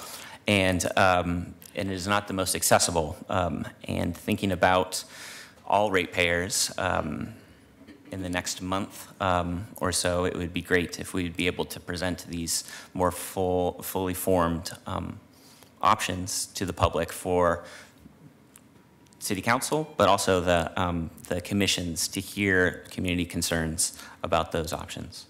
Thank you.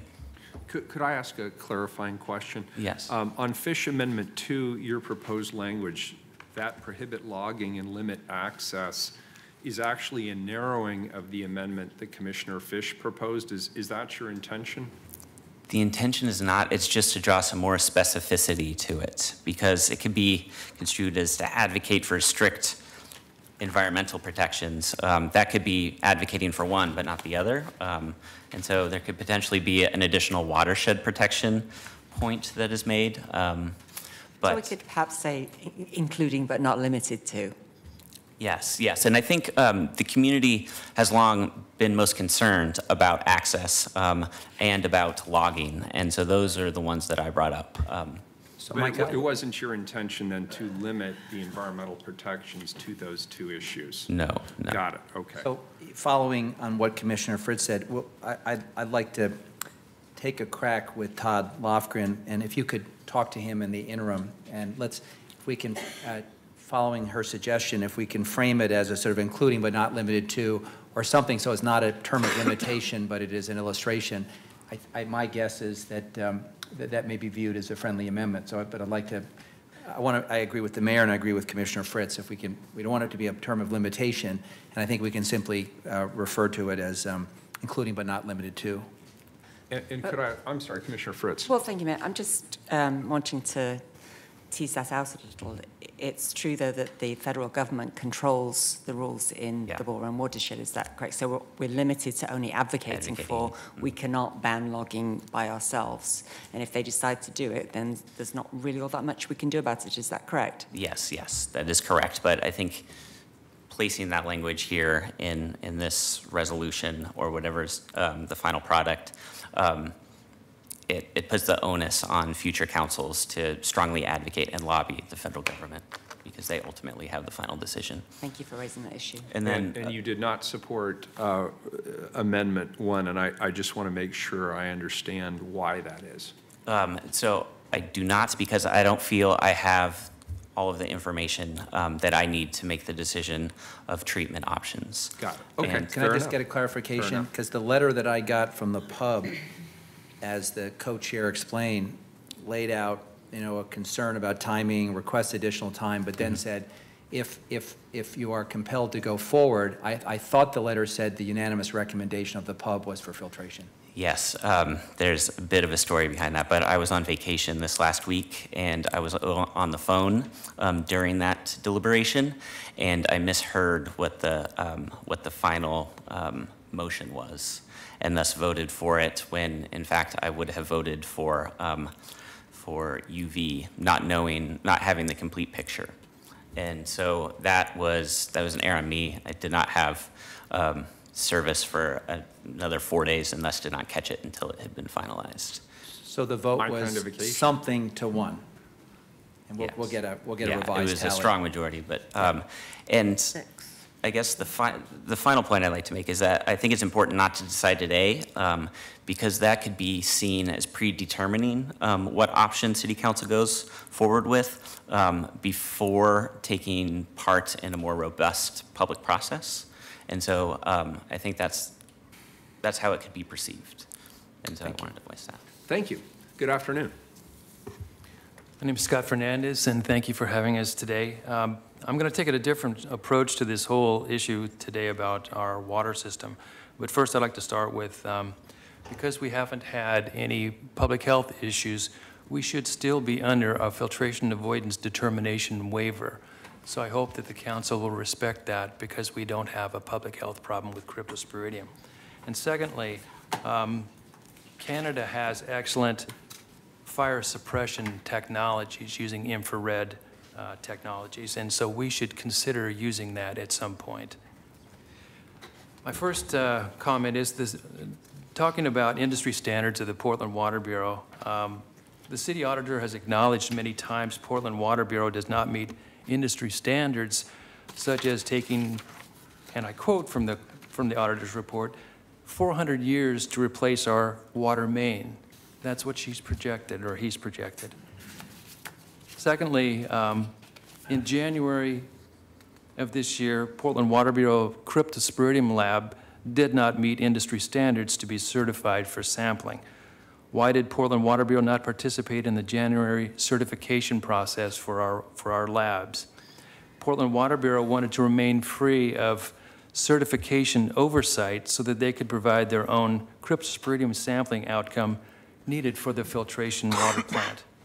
All of a sudden, 19 alleged cryptosporidium samples appeared just at the right time for the Portland Water Bureau to lobby for a $500 million filtration plant and a debt bonanza for the Portland Water Bureau at citizens' expense. There's also the very strong possibility that there were false positives, because false positives of cryptosporidium are very likely and very common. After it was all over, Portland Water Bureau admitted that EPA had not certified the laboratory that they had used during that period. Portland Water Bureau did not allow certification because it would not want EPA or OHA looking over their shoulder, reviewing sampling methods and proficiency standards. Portland Water Bureau wanted no outside lab interference. Labs that are not certified are scientifically meaningless. I taught microbiology at Colorado State University. The students learned quickly and were reliable with proficient labs and were always certified. Portland Water Bureau lost their certification opportunity for cryptosporidium proficiency during the 3-month sampling process because there was no outside professional certification from EPA, no professional sample oversight, no professional proficiency, no professional analytical methodology, leaving only one thing. All these samples, because they were not certified in a lab, must be rejected at the chain of custody spot. There are many years of no cryptosporidium found in our Bull Run water. May I have a few more? You have 30 more seconds, so just do your best to wrap it up. We have no public health issues regarding our drinking water and cryptosporidium. The most important thing you'll see at the bottom of my second sheet on the other side is that we are introducing more and more toxic and carcinogenic chemicals. I've listed 5 here: lead, copper, 1, nitrification, 2, radioactive isotopes coming from the Columbia South Shore well field, and now filtration coagulants that are both carcinogenic and neurotoxic with the alum and acrylamide, and also the possible introduction of UV with mercury. Those are 5 significant toxic chemicals that we're continuing to go down that road with these. And the children are going to be hurt the most. Thank you. Thank you. Next 3, please. Are Michael Morgan, Floyd Jones, and Herschel Souls. Mayor, we will be prepared to answer the specific comments that Mr. Fernandez has in his testimony when the professional team comes back later. Very good. And I will simply note, point of pride, the Water Bureau has not been lobbying for any option on this thing, so that's just flat out incorrect. Could I do a point of order here? Floyd is kind of a person who has done a lot of research over 16 years. She probably knows as much as anybody on the panel here or the Water Bureau, and has a presentation longer than 3 minutes. Are you going to cede your time to her? I could do that. Perfect. I'm asking for a kind of an extension just for Floyd, but I could do that too. Great, thank you. Good afternoon. Good afternoon. He was first, so I'll let him go. And then. Very good. Good afternoon.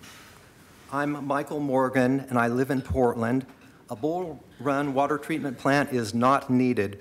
We know this because we have not been having a problem with infectious cryptosporidium in the Bull Run watershed, demonstrated by a remarkable absence of drinking water-related cryptosporidiosis in the Portland area Portlanders have been drinking Bull Run water for more than a century. Furthermore, a treatment plant would require and encourage human activity and development in the watershed, which we want to minimize. A treatment plant would be an exceptionally poor use of limited ratepayer dollars. How did we come to be in this predicament? When it developed the LT2 rule, the EPA assumed that all Cryptosporidium oocysts were alive and able to infect humans, miscalculating the risks and significantly overstating the danger. Common testing methods then could not identify whether an oocyst was inactivated or what animal it came from. Dramatically improved tests can now provide that detail, but Portland is saddled with an outdated sampling method that does not provide that detail. The LT2 rule is at least 10 years behind the science. There are dozens of varieties of Cryptosporidium that live in different hosts, and the CDC says 2 species are most prevalent, causing disease in humans, and infections by 4 others have been reported. The 2 prevalent ones have gotten into water supplies and caused major outbreaks, and they are generally linked to water that has been contaminated with either human sewage or agricultural runoff. A way forward is obtain a lengthy deferral of the LT2 requirement, similar to that obtained by New York with regard to their uncovered reservoir. The LT2 rule does not contain a deadline to begin treating, and a deferral would be reasonable because the risk of cryptosporidiosis is so low and the consequences of a treatment plant so great. Obtain permanent relief from the LT2 rule. Work with New York. Enlist the help of our senators and congressmen. The Trump administration and Scott Pruitt might be receptive to modifications. Chuck Schumer, Senate Minority Leader, said there is more than one way to skin this cat, referring to the LT2 rule treat or cover requirement for their large uncovered reservoir. We can say the same, and the best way forward for us is to protect our watershed.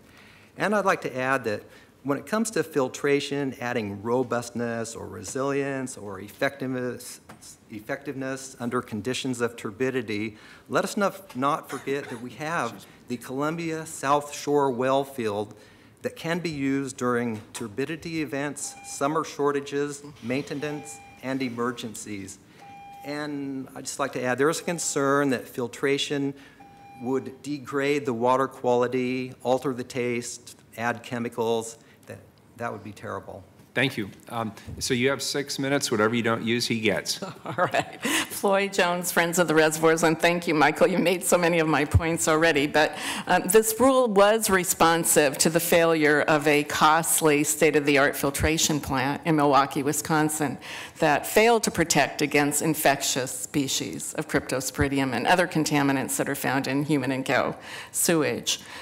So, as others have said, infectious species of crypto have not been found in Bull Run drinking water. There's never been disease in 125 years. We participated in a scientific study through the American Water Works Association, 3021, and they took massive samples, more than we've taken here in 2015, and it used an improved sampling method, a modification of EPA's 1623 method.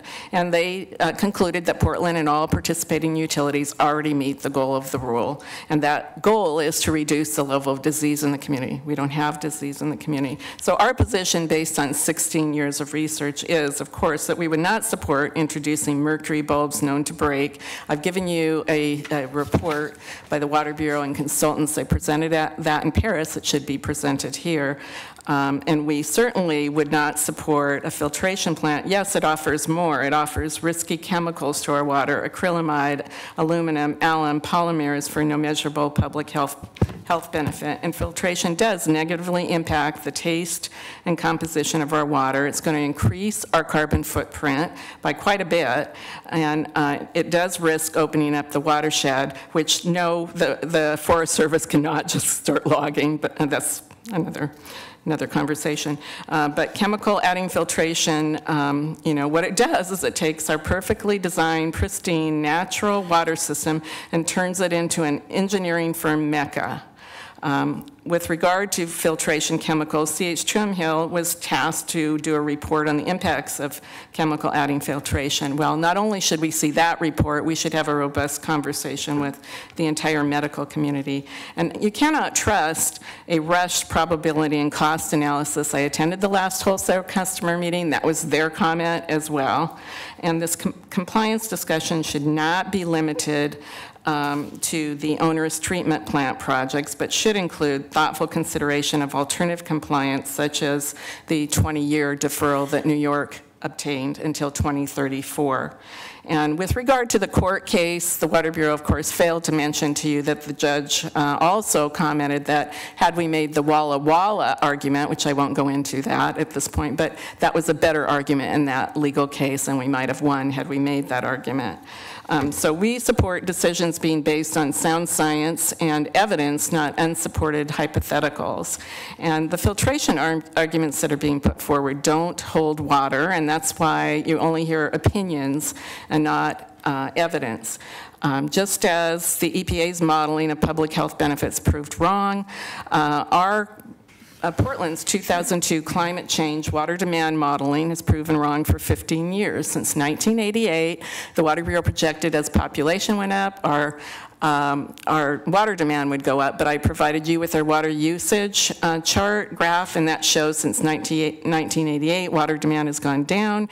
Their demand and consumption reports say the same. Their 2017 summer supply report says since 2004, population increased 18%, demand declined 13%. Our water bond says the same. We've already spent $440 million to reduce in-town storage by 50 million gallons.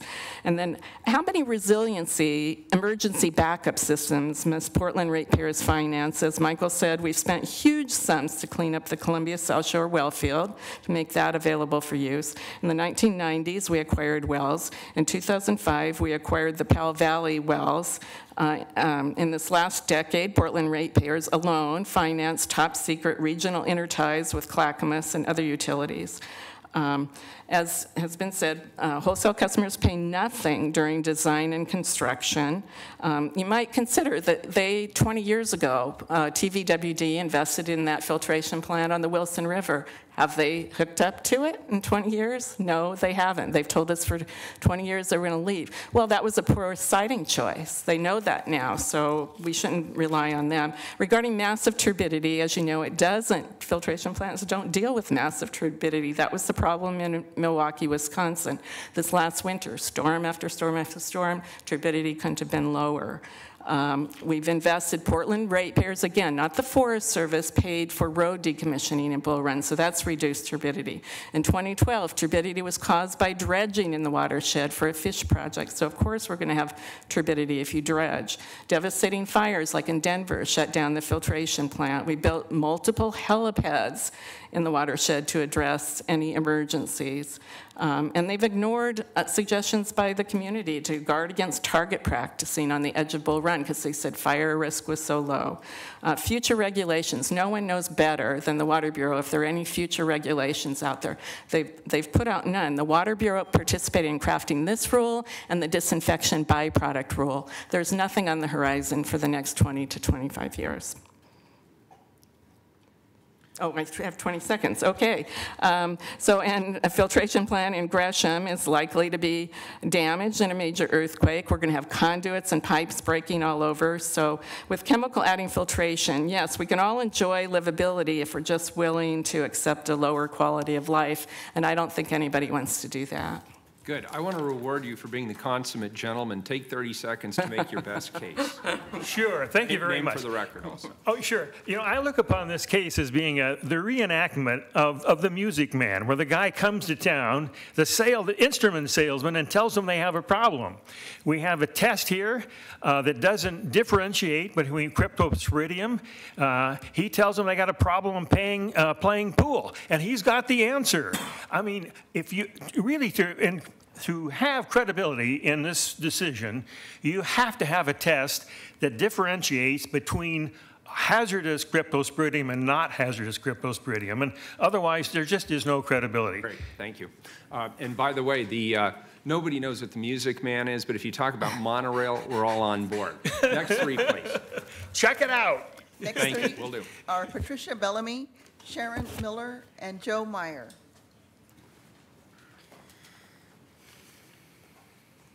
Good afternoon.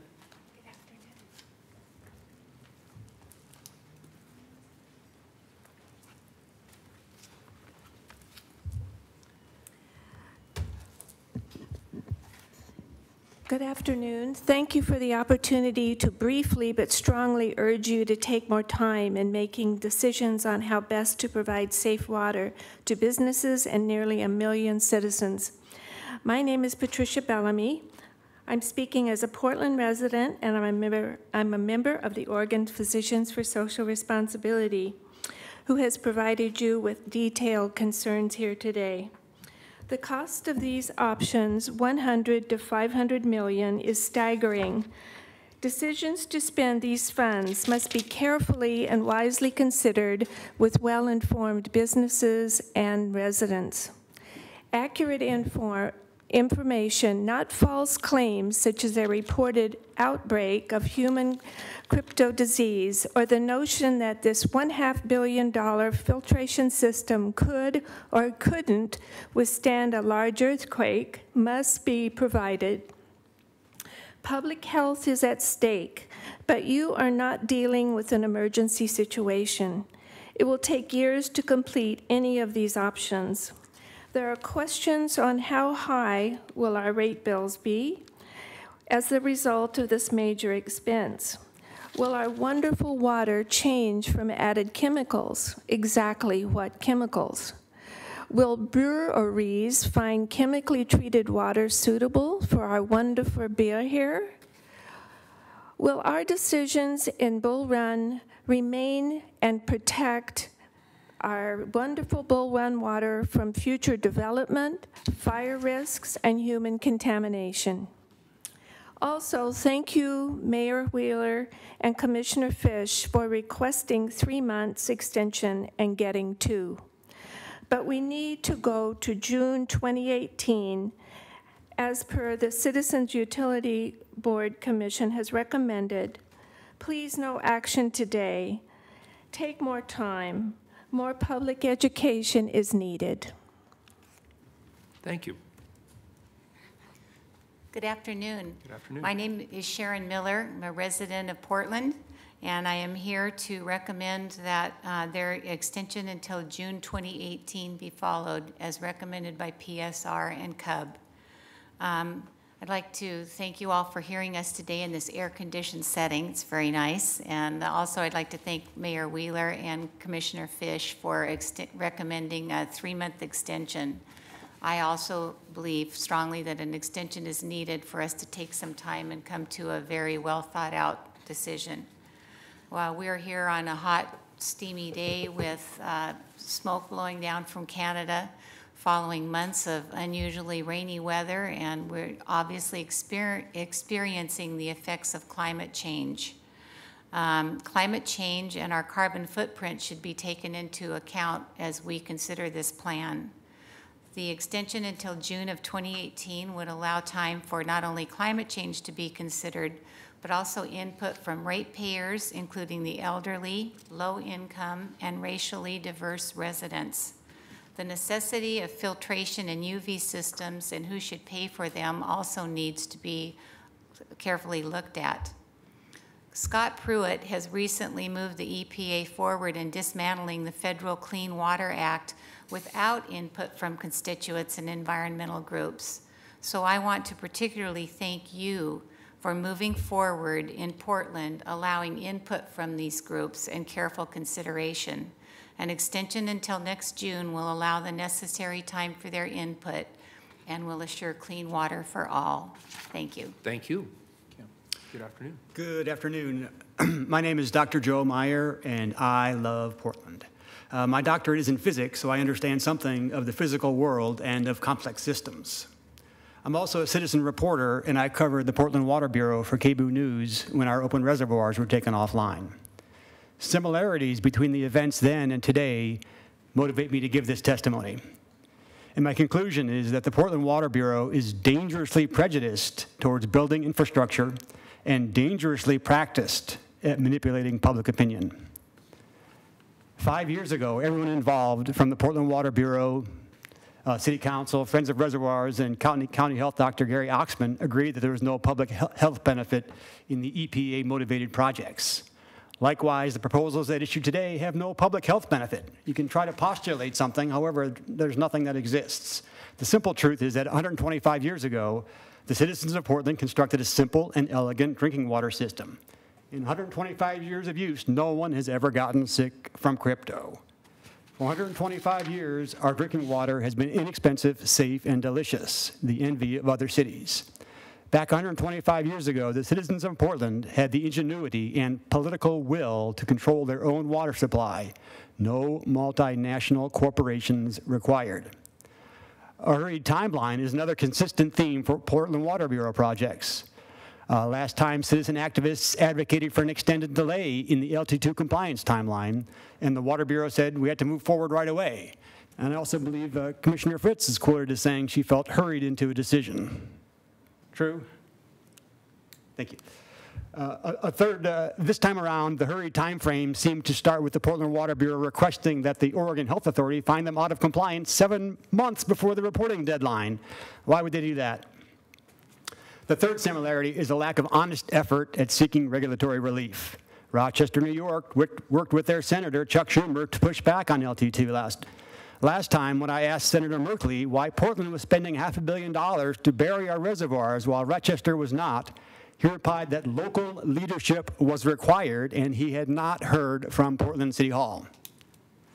If I may, I'd like to play an interview I did with David Schaff a few years ago. Rochester gave in obtaining a 10-year delay from covering their reservoirs was economic hardship. Portland Water Bureau Director David Schaff repeatedly dismissed this option. Here's an interview I did with Mr. Schaff last year. Why not apply for a more extended timeline? We really have to have a reason, and that's our problem, is that we don't have a reason. And we could say, well, because it's going to cost a lot of money, and their response is going to be, well, Congress specifically, when they directed EPA to write an LT2 rule, they said you are prohibited from taking cost-benefit analysis into account. So we can't say, well, it's money, and we don't have any other hook, if you will, to say, well, because maybe the rule will change. That's not likely to happen, but that's really why people want.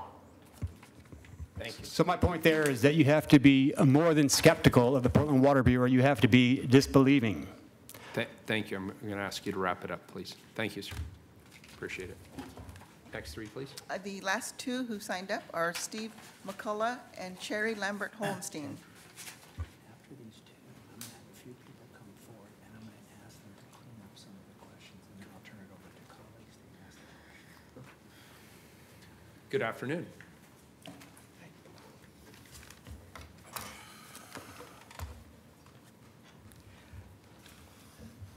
I scribbled some things here, but some people have already addressed the issue. I had mentioned that nobody had mentioned the reason for the EPA ruling the Wisconsin treatment plant, and Floyd did a marvelous job of pointing that out. Throughout the world, there are people that are dying for lack of water. They're dying because of poisonous, toxic chemicals in the water, and we have this absolutely marvelous Bull Run system that I think our city council has neglected to protect and serve the people of Portland. We don't need a treatment plant. Dan, you and Ted were born here, if I remember correctly, so you should know well the history of Bull Run, and there's a marvelous section in the Portland Multnomah County Library on Bull Run, and I would hope that you all have searched that and read the papers there. We several years ago, Commissioner Fish, I recall about 5-6 years ago, you were saying right here in this chamber that we are fixing a problem that doesn't need fixing, and that's still true today. And Joe Meyer mentioned David Schaff. Well, about 4, 5, 6 years ago, he mentioned that if he didn't obey the EPA ruling, that he would have to go to jail. And when I got up to speak, I said, if the citizens of Portland ever had a politician that went to jail for the people, we'd not only be genuflecting, we'd be baking chocolate cakes with files in them, you know. And we have a wrong law, and you don't obey a wrong law. People throughout history have fought wrong laws. You're familiar with Mandela and Dr. Martin Luther King, Eugene Debs, who went to jail because he spoke out against World War I. Those are people that are very familiar. People that are not too familiar, right here locally, we have people who went to jail protesting Trojan nuclear power plant, very unsafe, which PGE on its own finally closed because that plant was not safe. And I'd like to mention one person, a late friend of mine, Joel Dottie. I met him one day. I was standing in front of my house saying goodbye to a friend, and he came by and on his little red motorcycle, and he pointed to me and he said, "I want to meet that woman." He said, "She has the most interesting signs in her front yard." Well, I heard from him the most interesting story I've ever heard in my life. He told me about his father, World War I. He was drafted. May I have another minute, please? Oh, you're not done yet. 30 seconds. Okay, he was drafted. He refused the draft. He was sentenced under Wilson, our president, to end all wars. He was sentenced to 30 years in jail, Hard Rock. Coolidge pardoned him after 3. He went home after 3 years. He had 4 sons. All 4 sons refused the draft decades later. Joel was one of them. They all served time in federal prison for not obeying unjust laws. And I encourage you people, please, don't obey the EPA ruling. Protect our boil water. Thank you. Could I ask you, just for the record, to put your name in the record? Oh, Cherry Lambert Holmstein. Thank you. And I can campaign for you, Mayor Wheeler. I met you at your opening announcement, and I said my issues were protecting our water, homeless, and no demolition. And I went door to door for you and many hundreds of phone calls. I appreciate that very much. Thank you. And thank you for being here today. Thank Good you. afternoon. Good afternoon. My name is Stephen McCullough. I'm a member of Portland State University class studying Portland's water, taught by Dr. Catherine Howell. And first I'd like to say how gratified I am that the stewardship of Portland's water supply is in really good hands. All of you are doing an amazing job of considering all of the issues, and I'm sure you'll make the right decision, and I thank you for that. I love Portland's water. I drink it every day. I tend to do so until I die. And I just have one question, or I wish you to imagine that it's now 10 years later and that both of those systems are in place, and that if I, as a water user, didn't want to pay for those materials and those systems, could I not just conserve maybe 10% of my water bill, and by doing so offset that cost? I mean, what's the average water bill? Let's say it's $100, that's $10 a month. Why not just opt out? We'll have the system and somebody else can pay for it. That's all. Thank you very much. Very good. Commissioner Fish. So, Mayor, if I can just make a suggestion in terms of how we handle the next phase. We have a lot of questions that I know my colleagues want answers to.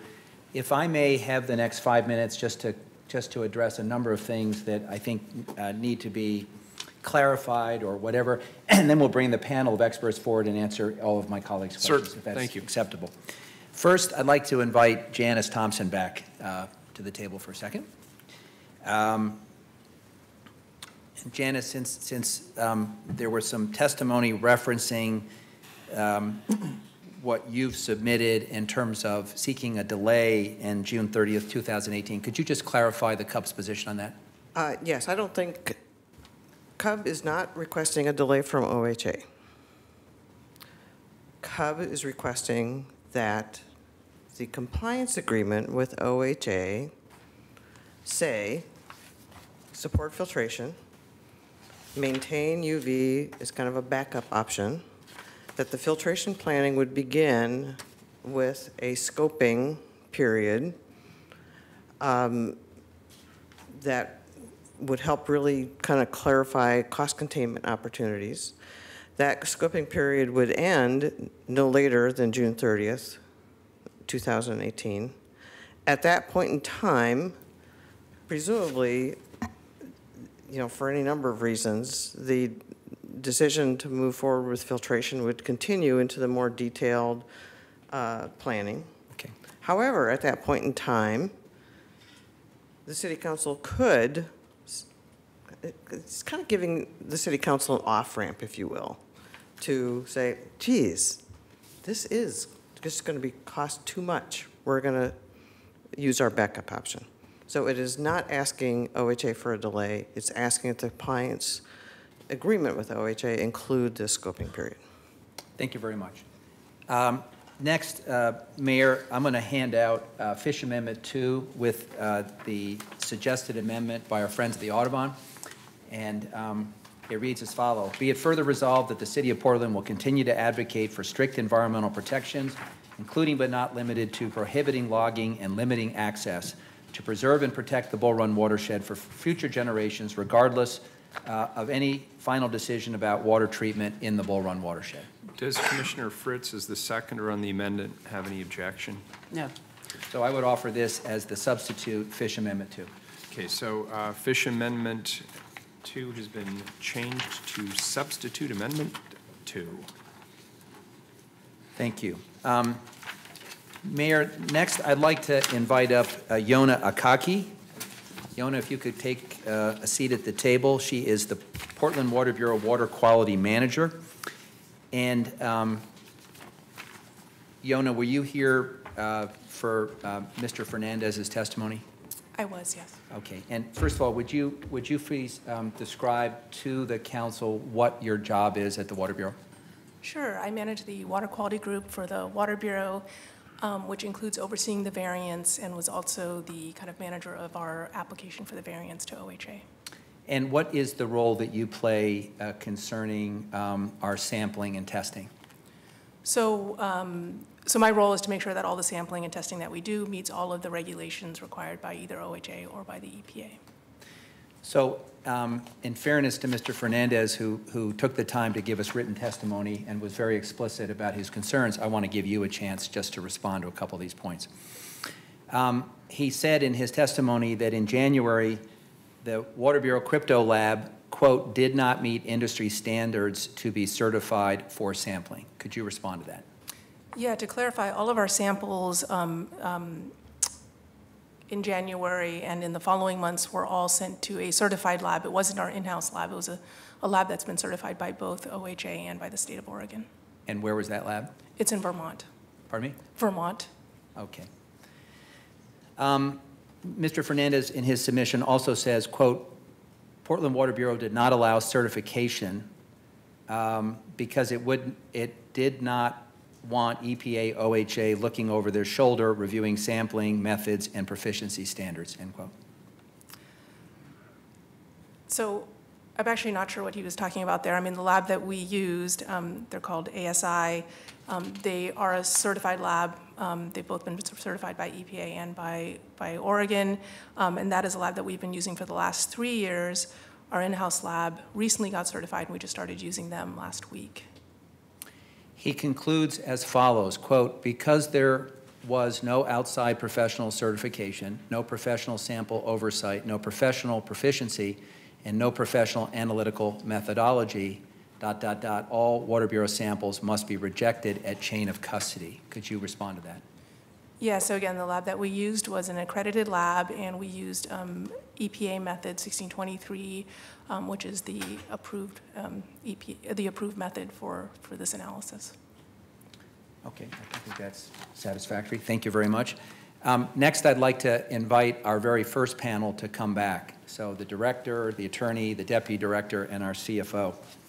And Mayor, while I have a bunch of questions, I'd like to defer to you and my colleagues, and then I'll bring my questions later. Great. I have a question for the CFO, and a number of my financial questions were answered during the testimony, and I was interested in what people also said about the rates, and there was substantial testimony on that. Could I ask a question about the financing? Let's say we went for the filtration option, since that is obviously the more expensive of the options on the table, and it's obviously the longer-term play as well. Can you tell us what fiscal impact this would have either on the Bureau and on the city, and does it in any way impact our credit rating?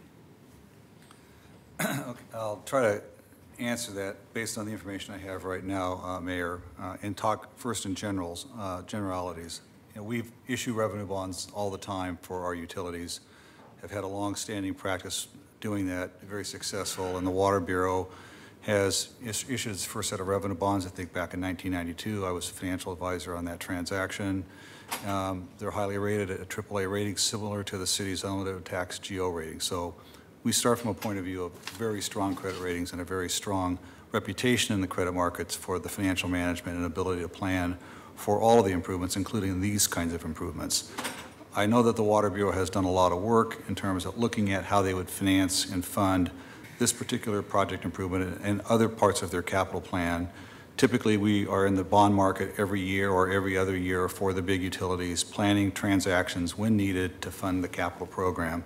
And I think that the projections that you've seen and discussed by Gabe, the Water Bureau has prepared, has made assumptions about those future financings on into the future in order to fund all of their capital projects.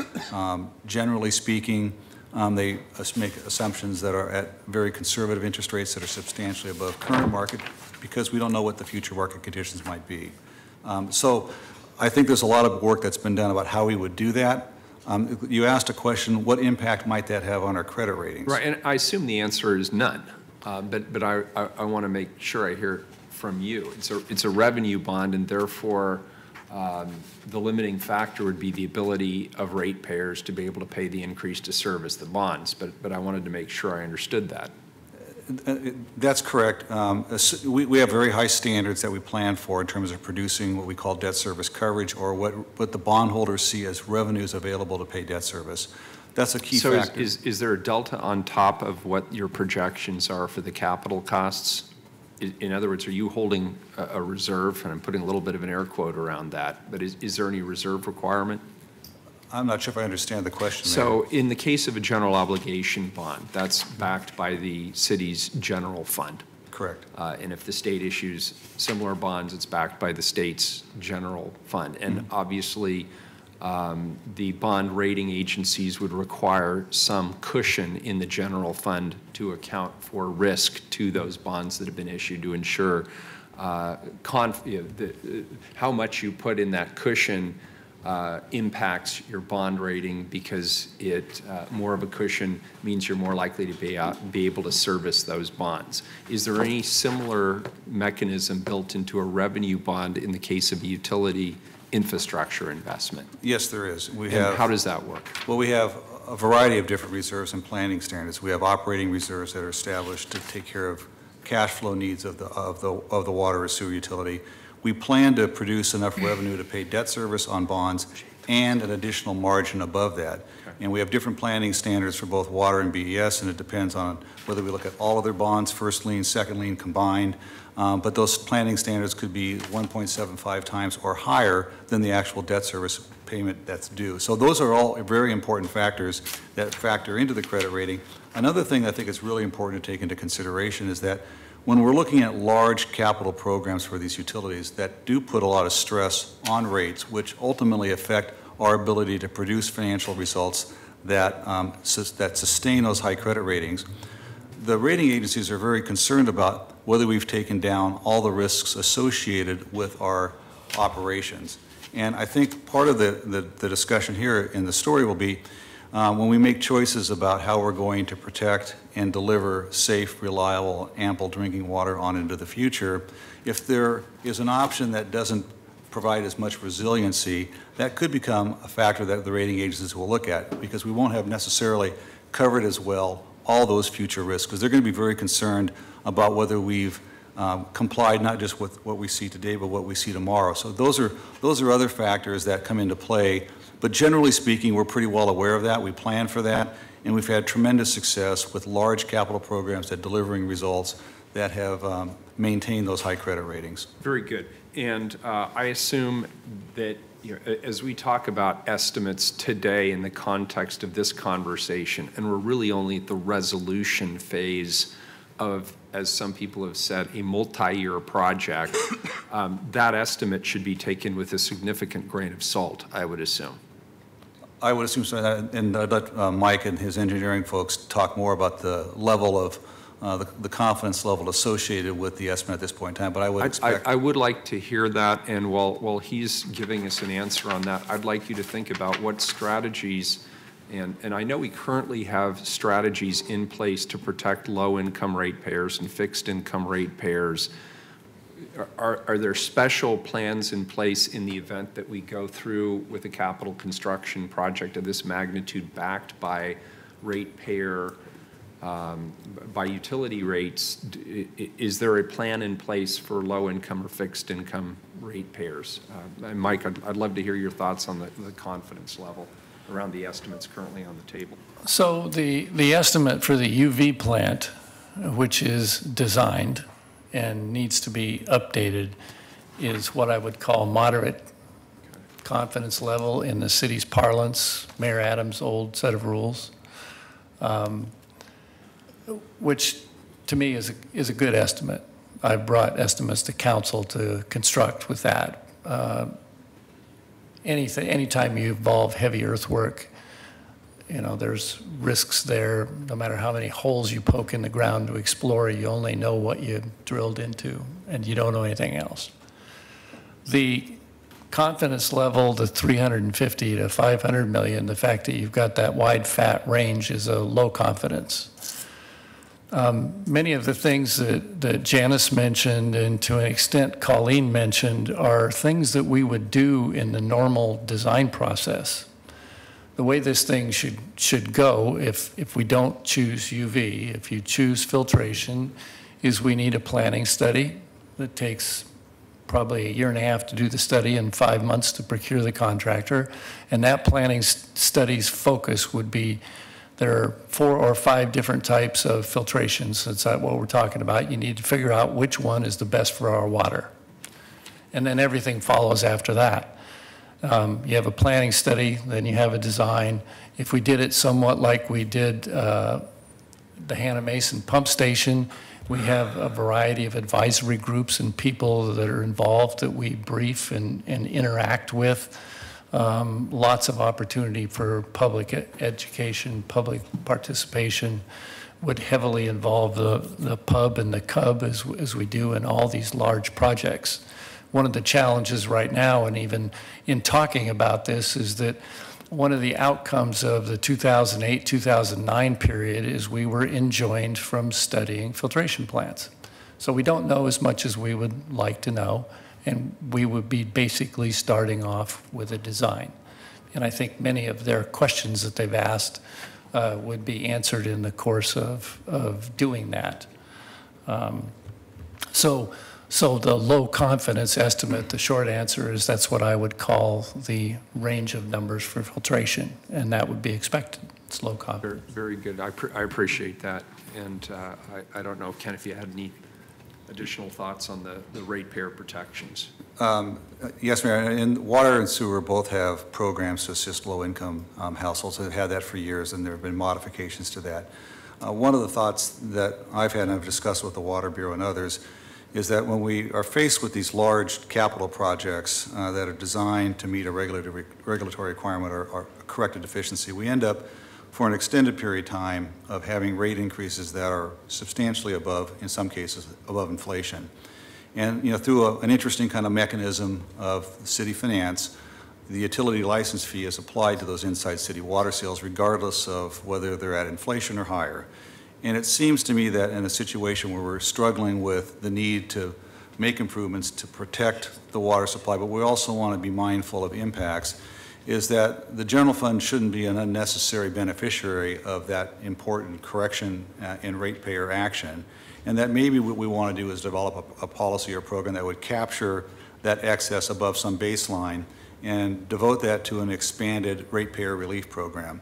I think it's fair that the general fund gets some natural background, but I don't think it should unnecessarily benefit from that when we're really trying to deal with some of the basic service needs of the city, and there's nothing more basic in my mind than providing safe, reliable, and ample drinking water. So I think that there's ideas there that we could play with that could help address some of those issues. It may not address all of that, but over time, that could be a very substantial amount of annual resource that could be directed to the most vulnerable ratepayer population. Very good. I appreciate that. Thank you.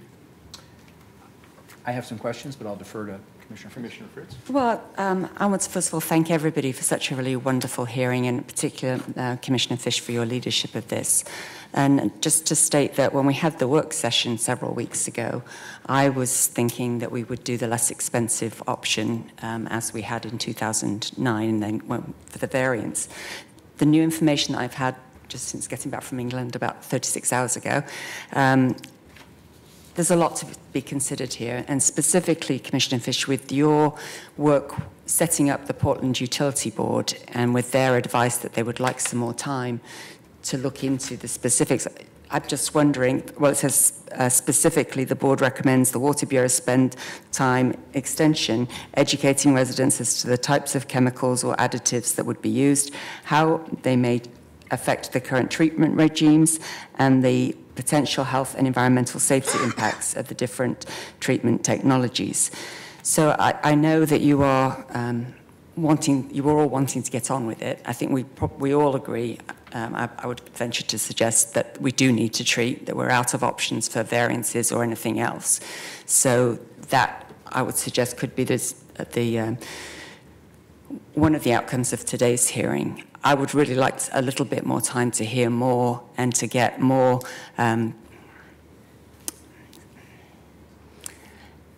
buy-in, particularly from the pub and also from the League of Women Voters and for others who have been very diligent in this entire process of going through.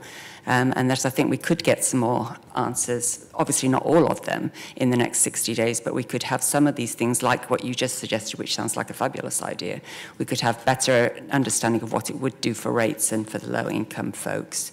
And that unless I'm certainly open, Commissioner Fish, for your arguing why we should do something quickly today, but that's just what I'm thinking, and it's different from what I thought at midday today even. So, Commissioner, as you know, I have scrupulously avoided lobbying on this issue and instead have asked the Bureau to present the information and let the community respond, culminating in this hearing. So I will have something to say in a few moments, and I thank you for putting down your marker, as always, very thoughtful. I have some questions of this panel, and I think they may be informative, but I'll first defer to Commissioner Daly. Thank you. So I mean, I am wondering what the purpose of the 60-day extension is if we're going to make a decision today. Well, we asked for 3 months. We were given 60 days. The reality is, whatever decision the council makes, it will take time to prepare a response to the Oregon Health Authority. So I just want to be clear. We don't have 60 days to do something and then we sit down and figure it out. We actually have to have a roadmap to them in 60 days. So we're really talking about, and I don't want to speak for Mike, he can opine, but we're talking about a matter of weeks. And so the question I'm going to ask everyone to consider as we review the options is, in a matter of weeks, is there information that is so determinative to your decision that you think in a matter of weeks that could help you get to a decision? Or do you believe that a lot of the questions that have been raised by our oversight bodies really go to the issue of how we implement a decision? And I read a lot of the very thoughtful concerns raised by the pub, for example, as saying, as you plan and as you engineer and as you think about options, and for filtration, I think Mike said it could take 2 years, we want to be in that process at each fork in the road giving you guidance. We cannot anticipate those questions now because it requires hiring consultants and doing studies. So I think the question I would ask my colleagues is, do you as a threshold matter think there are some fundamental details that you need to have in order to make an informed decision, and we'll have that conversation. Yeah, and if I could add to that, I want to be very clear about where we are in the process today. This is a resolution, so we are not actually, as Mike said, even if we go down the road of a filtration system, there's a lot of conversations yet to be had about what that actually is. And I think you mentioned there are 4 or 5 different types of filtration system, all with their own implications. And so one question I would have is whether or not we can get to a consensus through the resolution about the general direction that we would like to give. Because I think what the Bureau is waiting for is some guidance from us. For my own part, I've looked at the finances. I've looked at the probabilistic analysis. I have listened to much smarter than me, people than me on all sides of this from the science perspective. I have kicked the tires as hard as I can on the fight against the federal government route, which I think people who know me know I would always default to that strategy first if I thought I could win it. And believe me, my favorite preference would be to do nothing, because it would require no work and it would cost us nothing. That would be my favorite option, but I don't believe that's an option. I don't think it's a real option. I don't think it's a live option. That's just me personally, based on my own analysis of this. So I guess I want to treat this to the degree that my colleagues feel comfortable, something like a land use hearing. Can we give some general guidance to the staff today? And then obviously they will be coming back to us and reporting to us on their progress. They'll be engaging our public advisory committees, the PUB and the CUB and others in the community who have an interest in this subject. But can we get the ball rolling, understanding that whether we like it or not, the state has put a fairly stringent timeline on this process? So the mayor touched on my second question. Let's just briefly talk about what it looks like if we just decide that we are not going to comply. What happens to Portland? I can respond to that, Well, Commissioner. first of all, I nominate Commissioner Saltzman if someone has to be arrested and spend time in jail. Dan, I'm sorry, but I'll second that for discussion. You're the most, this is out of respect, you're the most senior member of the council, and I'm going to nominate Dan, so I just want to. And as the most likely other victim, I would second that motion. I'll help bake the cake. And I'd advise you to get a criminal attorney, because that would not be me. Commissioner, under the state statute as well as the OHA regulation, at the point the city does not comply with the order, so actually on November 22nd, if we are doing nothing, we're subject to fines in the amount of $1,000 per day throughout the period that we continue in noncompliance. Ultimately, if we're serving noncompliant water to the public, of course, OHA could get an injunction against the city, and your parade of horribles could begin at that point. Noncompliance is really not an option. And I just want to assure you, Commissioner Fish, I wasn't suggesting it was an option, but I thought because the issue had been raised, it would be good to just go down that road a little ways. So my third and final concern, it's already been raised by the mayor, but it is the low-income assistance program. And I feel like I would need a little, I'm really interested in the capping the Utility license scenario.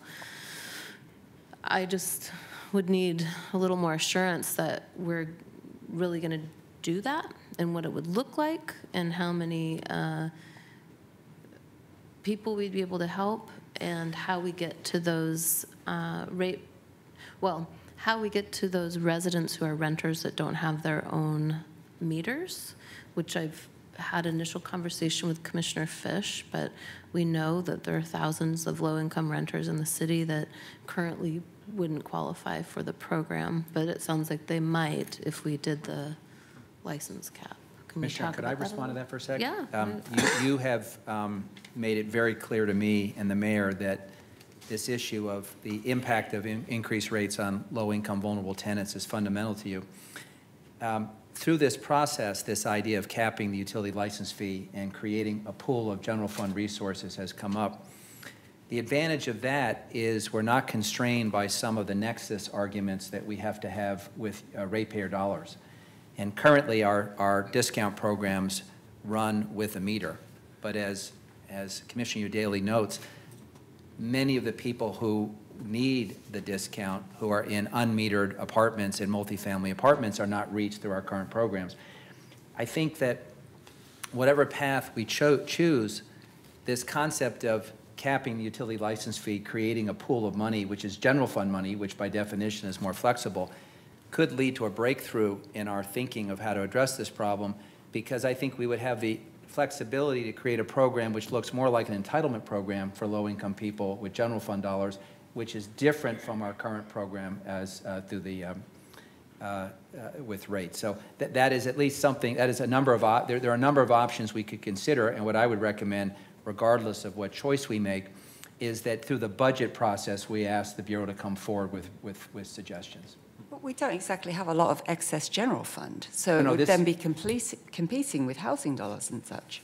No, and I want to be very clear that what the CFO has suggested is, to the extent any new capital spending on this project, quote unquote, inflates rates in the short term, we treat the marginal increase in utility license fee off of that increase as a pool of money and cap it at where we are now.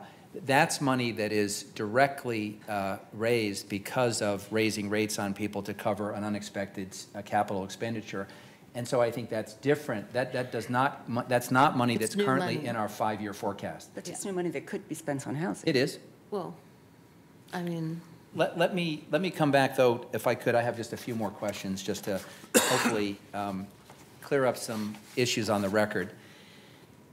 Mike, we've had a couple of people make the case, my words, not theirs, that there's good cryptosporidium and bad cryptosporidium, and that should have some bearing on our decision. Would you just let us know, from the government's point of view as a regulator, do they make a distinction between, quote, good and bad cryptosporidium? Well, the government makes no distinction. Okay. It's just crypto to the government. The 10-year variance that we successfully got, and it had the strong support of a number of people who are still on the council, was in the nature of a one strike and you're out. It said you have to meet very strict requirements, and if you don't, you're out. Did the document make any distinction between so-called good crypto and bad crypto? The document did not. It stuck with the federal language. I want to go back to the March 8th, 2017 letter that the Bureau sent to the Oregon Health Authority. We had at least one person testify, my words, not theirs, that in that letter you requested that the Oregon Health Authority find you in violation of the order. Is that true, or how would you characterize the purpose of that letter? That's not an accurate characterization. The letter that we sent on March 8th detailed the status of what we had found at that point and gave that information to our regulators. What they did with that later was their concern. Okay. Mike, we've also had some concerns raised about the introduction of chemicals into the water through a filtration process. And I think a number of people have referred to it as chemical filtration. Could you take a moment just to describe generally the filtration process and what, if any, chemicals are introduced in the water so that the council has some baseline understanding of that? So we can't tell you exactly what would be used because it somewhat depends upon which filtration option you pick. But the common uses are aluminum salts or iron salts. Aluminum that's used is alum. It's in your kitchen probably if you bake or can or preserve food. Or various iron salts, and you may take iron supplements yourself. Those are mixed in on the front end of the process to build what's called a flock. It makes bubbles that things stick to in English, and that makes them clump up so that when you go through the filters catch it all. I can't say that all of those chemicals are caught in the filter, but 99.99% log-4 removal are caught in the filter. So it meets, there is no health risk anywhere, and all 76 of the big utilities that do filtration use it, and everybody else and their brother. I don't know how many filtration plants there are in the United States. It's just very common. What about, what about the impact on the taste or other qualities of the water for our bigger commercial users like brewers? One of the things that we do when you do the planning studies for this is we look at all that, and we would coordinate with the craft brewers. Ultimately, we have to make the plant work, but there's usually choices that can be made, and we would work with them, and either they would have the time to adapt, or we might be able to devise something that doesn't impact it. But I can't tell you the answer to that now without having done the appropriate studies. But I would tell you that other cities produce beer besides Portland. I think it's good for people to know it's very much on our radar. Yes, it is very much, and we talk to the craft brewers. I can't tell you exactly what the answer is on taste either. Fortunately or unfortunately, as a Water Bureau director, I'm kind of indifferent to the taste of water. To me, it doesn't taste that different unless somebody's put too much chlorine in it. But there are people who are very sensitive to the chemical taste, and that's another thing that we would look into as we did the planning studies. Well, that actually is something I'd like more, as much information as you have about now, because as having been in many different places in America, the water doesn't taste as good as ours. Yeah, we have I'm told, very good tasting water. Yeah, so I'd like to know what is it in the other water that gives it that taste, and how can we make sure that we avoid putting that into ours? Okay. I have one more question, and it's actually, I'll direct it to myself. Nick, in 2009, when you apparently said that we're fixing a problem that doesn't need fixing, what did you mean? Well, my first answer to this is I can't remember what I said yesterday, so it's a little unfair to go back to 2009. But since Commissioner Fritz, Commissioner Saltzman, and I were knee-deep in the 2009 debate, I will tell you what I think I meant. At that time, we were presented with what we believe was a viable option to seek a waiver from this requirement. And the way it was explained to us was, if we can show that our untreated, unfiltered water was as good as or better than water subject to this rule, we had a fighting chance of getting a waiver. And Commissioner Fritz will correct me if I misstated that. And so from my point of view at that time, it did feel like fixing a problem that didn't need fixing, because we were told there was a path that had some promise that would allow us to get out from under the rule altogether. Thanks to some really dogged work by the Bureau and our partners, we got the only variance of any water system in America. And we had a good run. We had a 5-year run, and I think we should be proud of that. But we all understood that that variance was a one strike and you're out. And we understood that because it was such a rare and unique circumstance that we were held to a very high bar, and if we could not meet that standard, we were going to lose it. So that was then. I will say that what has changed for me is that we no longer have the variance. We are now required to consider what's our next steps. And something else has changed, which I'll talk more about when we have a council discussion shortly. But in 2009, and I'd have to go back and look at the entire record, I don't remember much of a discussion about climate change, about resilience, and I certainly don't remember editorial boards and key stakeholders coming in with such clarity and saying that filtration was the best long-term plan. And again, Amanda may have a different recollection, but it was a pretty charged discussion at that time. And so I think it is fair to say that the context for this discussion is fundamentally different, both from a regulatory point of view and also, I think, from a set of values which guide a lot of our big decisions now has changed. And one thing that has pleased me about this debate is it has been pretty much on the merits. And the Water Bureau did not, at the beginning, dictate any outcome. And I take some umbrage when I hear people say that, because it really does a disservice to the professionals who were charged in this instance with getting information out, responding to people's concerns, and then allowing stakeholders and third parties to reach their own conclusion. We do have a variety of opinions on this, but I think it's unfair to say that somehow the Water Bureau put the fix in. This debate has been on the merits. Reasonable people can disagree about the options, but we have a couple of options before us, and I'm going to continue to urge that the council see if we can get to some consensus on an option, because I think it's important that we give direction to the Bureau through this resolution, and I think many of the questions and concerns that have been raised can be addressed in the days and years ahead.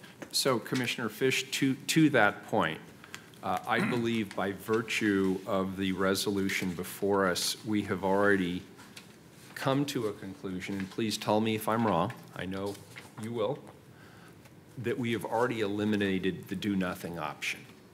Correct. Is there a consensus on that? Yes. Okay, so that is off the table.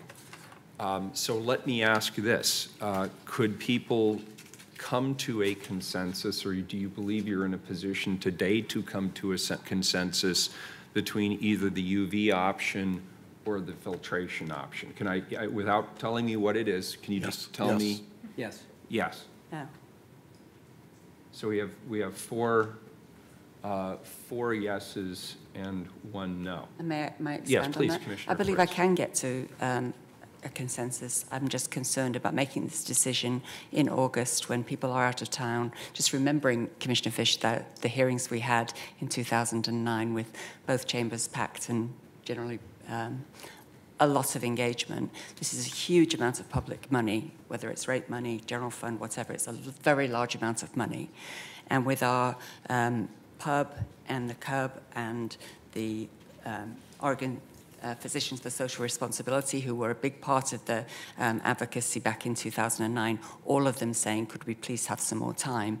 And you did go and get that 60 days. I'm understanding you that we shouldn't take the whole 60 days, but even if we took 30 days to answer to flesh out some of the questions that we heard today, I think that we could get some more consensus on the way forward. And not just amongst the council, but with the community as a whole. And that really is who we need to be listening to right now, because they're the ones who are going to be paying those extra rates. I guess I would just add, I think, we're put up here to make decisions, tough decisions. This is a tough decision. I think we've had a lot of time, for some of us this time, we've had years to ponder this decision. I don't think more time, 30, 60 days, is going to bring people from one position to another. People who are against filtration are not going to rally around it with information they're going to gather in 30 more days. If anything, they're going to have more questions. I would say the same thing with people who may support UV treatment, and we've just eliminated the do-nothing option. So I think we really have, we need to make a decision for regulatory purposes. We need to make a decision for the health and well-being of our residents, and I think we need to make a decision. And I'm prepared to support filtration. Mayor, if I could just make a few comments. Please. In 2009, I strongly supported an application to seek a variance, and I supported the fallback least cost option, which was UV. But I will be honest that at that time I was very hopeful that we would never actually have to go the UV route. And I am pleased that we got a variance, and I am grateful that we've had 5 years under that variance, but that has come to an end.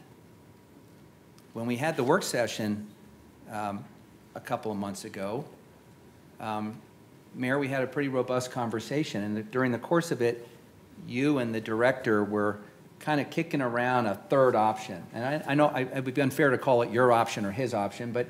Well, now let's call it his option, all right. now that it's been thoroughly vetted. And some roundly criticized by some people that are here, but I mean, this sort of hybrid option came up, right. Which is sort of a short-term fix followed by a plan for the long term. As a way of bridging the divide between the UV only, which I think increasingly became a path to nowhere, and filtration, which had a sticker shock, I saw that as a middle ground, and I think that became something for us to think about. What's over time changed my view on this is the material we've received from our various stakeholders, from third parties, from editorial boards, from Dr. Lewis, from the Pub and the Cub, and on and on and on. And by the way, the Pub has held multiple meetings and has had large audiences, and lots of people have come and testified. And I did not anticipate that we'd have a rough consensus among Dr. Lewis, editorial boards, the Cub, the Pub, wholesale customers, and some other parties, that the best way of looking at this is the 100-year legacy look.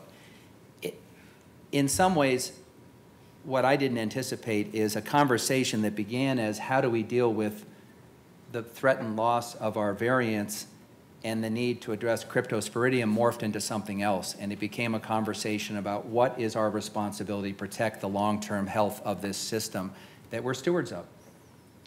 And that shifted us away from short-term dead-end expenditures, and I think Dr. Lewis was maybe the most eloquent person in that conversation, to the question of let's plan for the next 100 years, just as people did a century ago that gave us this great system. And as I have thought about that, and I have thought about the uncertainty but likely impact of climate change, as I've thought about the commitment we've all made to making our system more resilient, as I've thought about many of the things we can't quite quantify, it has frankly shifted my thinking towards filtration. And filtration, to me, I think we have enough information before us to say that's the roadmap. I think many of the thoughtful questions that have been raised here and before are issues that we can address through a very extensive planning and implementation process.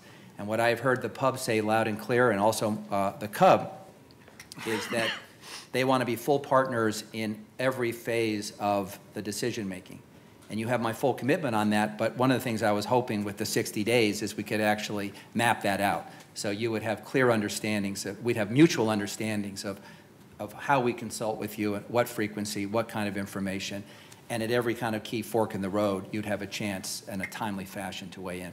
So that has, quite frankly, moved me. And I will confess, I think I'm probably ahead of my own bureau on this, but I came at this conversation with an open mind, having once before voted just for a UV fix.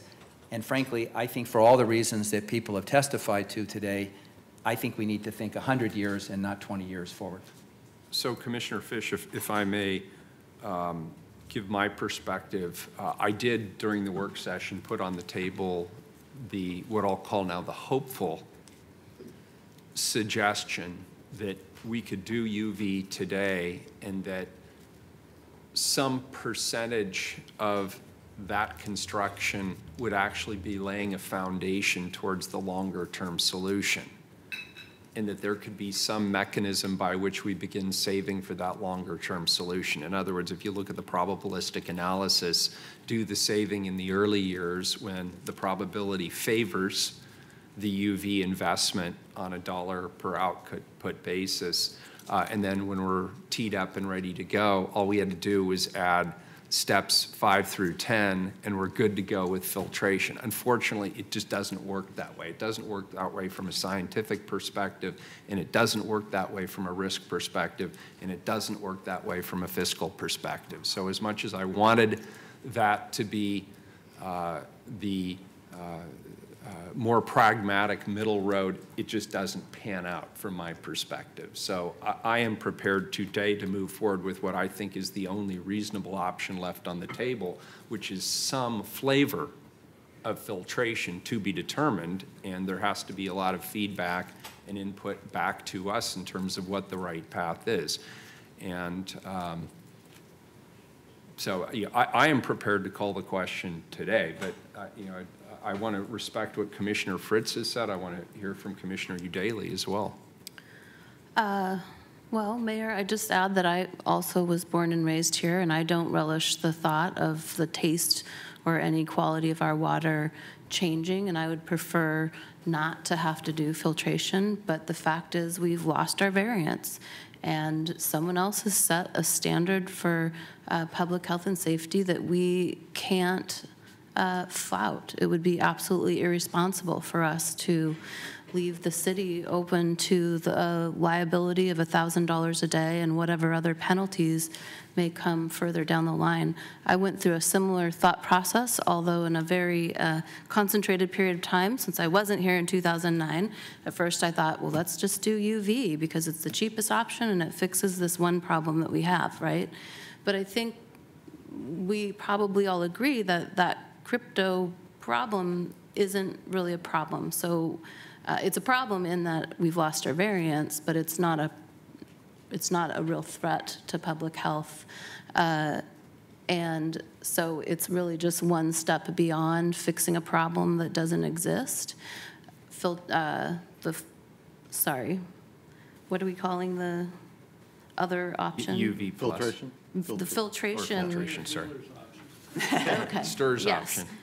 The hybrid also made sense if we could, you know, save money by slowly converting from the UV to filtration. But I'm at the point where filtration makes the most sense to me because it actually will solve problems that are very likely to come in the future.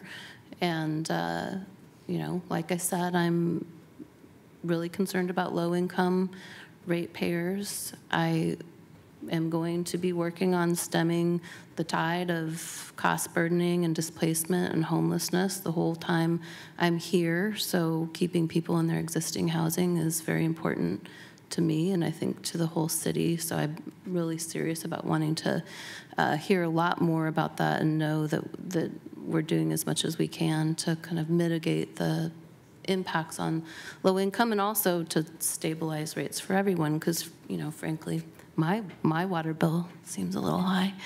But yeah, so that's where I'm at. Could I give a nasty hypothetical?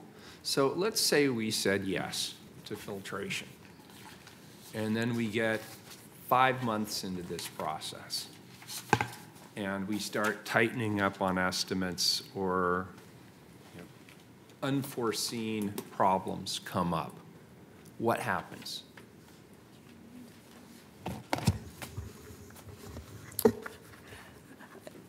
Mr. Mayor, you know, at that point, we would have committed to a compliance schedule. On one level, I think the legal answer would be in trouble because we'd have to be in compliance with that order or with the schedule, and we wouldn't be. I think realistically, I think we would be able to speak to OHA and perhaps try to tweak the schedule with a new goal and try to come into, you know, their goal is that we come into compliance as soon as possible. That's what they said in the order revoking the variance, that whatever option we come up with, they want it to be as fast as practicable. So if we get down the road in 5 months and we realize that for some reason, unforeseen reason, we can't do it, then I think we need to jump into action and show OHA, okay, this is how we're going to do it, and the train is not going to stop rolling. Got it. Commissioner Fritz? So, first to Commissioner Fish, I think you've maybe done too good of a job of making me revere the Portland Utility Board's advice. And I'm wondering if you would please indulge me by allowing Colleen to come back up and give her assessment. Sorry to put you on the spot here, but I'm just following your previous letter, and it seemed really well reasoned to me. So now that you've heard all of the discussion, and I'm going to give you just a minute to think about it while I maybe also offer another suggestion. We could vote on the amendments today and then not vote on the entire resolution until a certain point in the future when we might have some more information. So that's one way we could deal with this. The other concern I have, this is a resolution, not an ordinance, and it's not, doesn't say that it's binding city policy. So there's that to consider. And then thirdly, Joe Meyer was correct that I did say that I was being rushed, and that was in March, or that was in April. It was in spring of 2010, and that was because Commissioner Leonard had put an emergency ordinance on the schedule on the council's agenda, with the deadline running out about 5 days later. So I couldn't vote against it because I would have put it out of compliance. So we're not in that situation here, but I think we are in a situation where the resolution maybe doesn't direct as much in terms of this is what has to happen in between. We've got the annual report, but we don't have any certainty in the resolution that they will be coming back to council at various stages. So having given you a little bit of stall, time by stalling, Colin, could you just give us your thoughts, please? Well, I have to be careful because they're not my thoughts. They're what I can do is try to convey what the pub has said, and that is embodied in the recommendation that we sent to Commissioner Fish. And I would point out two parts of that recommendation. One was that we have to comply, which I think everybody agrees with. The third part was that if OHA did not grant us an extension, that we thought filtration was the best long-term solution. The second part of that recommendation was that should we get an extension, that we would like to see that time used for public engagement, for trying to, and I realize that 60 days, 30 days doesn't allow this, but to get closer to some sort of better cost estimates, to start down the path of maybe raising the engineering plans, the design plans, to go from sort of low confidence to closer to moderate confidence. So we had some pretty specific uses of that time. I don't know if that completely answers your question, but we did ask for the time to be used. So if there was some delay before voting on the resolution as a whole, that would honour the Portland Utilities Board's letter. I really feel like I'm being put on the hot spot. No, and no, I no, appreciate that you're not. I understand, but I think that would go along with the letter. Yes, I don't think. Can I offer a compromise? Because many of the things that are in the letter and the distinguished co-chair has just referenced as issues of concern, we won't have good answers for a year or more. And how this is, so I interpret it somewhat differently. What I read it as, this has been a compact process that was set by OHA. It's extraordinary how much work this oversight body has done to get to this point. But they don't want to operate on this frequency indefinitely. And if the council is to make a decision, they want an assurance that they'll have the time to make thoughtful contributions to critical decisions going forward. And that includes which type of technology. That includes impact on rates, all kinds of things. There's a whole laundry list of things in the letter. And what I had suggested as a compromise is that if the council is prepared to act today, that we use the next month to engage the pub, not only on the specific terms that we're going to submit to our regulator, which has to be within 2 months, but that we also hammer out an understanding about the way we are going to jointly approach this project, so there is a clear understanding, and that we do a better job of making sure you have the time to give thoughtful consideration to the critical decisions we have to make over the next 2 years if council went that route. And that, I thought, was a workable compromise, which met the spirit of the letter, but did not prevent the council, if they chose, from issuing a preferred option today. So I agree with all of that. The be it resolved doesn't say that we're going to be coming back within 60 days with what we're going to present to the OHA. Because after this action, we would be completing the council action. The Bureau would be charged with doing the plan that would be responsive. We do not review plans of this nature generally. What I have proposed is that they review that plan with the pub. Make sure they get their input, and at the same time anticipate how going forward we will collaborate in key decision-making over the next 2 years. And that we could work out over the 60-day extension, and does not prevent us today from giving clear guidance to the Bureau about which direction they should go forward. And frankly, this is August. Unfortunately, August doesn't get better in terms of, you know, getting people's attention. And I think it would be very unfair to jam the Bureau much longer, because they have some work to do in translating whatever our direction is into the necessary documents that go to the Oregon Health Authority. Commissioner Fish, you have earned my trust, and even though I think it would be better to have more public process before taking this vote, with that statement on the record by you, I'll be willing to support your resolution. And that means the world to me. Thank you. Clerk, please call. So, Mayor, I move Fish amendments 1 through 4. As amended, second. As amended, second. Please call the roll. Saltzman? Actually, you know, to be on the safe side, I see legal counsel twitching out of the side of my, Fish Amendment 1, call the roll. Number 1. Saltzman? Aye. Udaly? Aye. Fritz? Aye. Fish? Aye. Wheeler? Aye. Amendment 1 is adopted. Fish Amendment, substitute Amendment 2. Saltzman? Aye. Udaly? Aye. Fritz? Aye. Fish? Aye. Wheeler? Aye. Substitute Amendment 2 is adopted. Fish Amendment 3. Saltzman? Aye. Udaly? Aye. Fritz? Aye. Fish? Aye. Wheeler?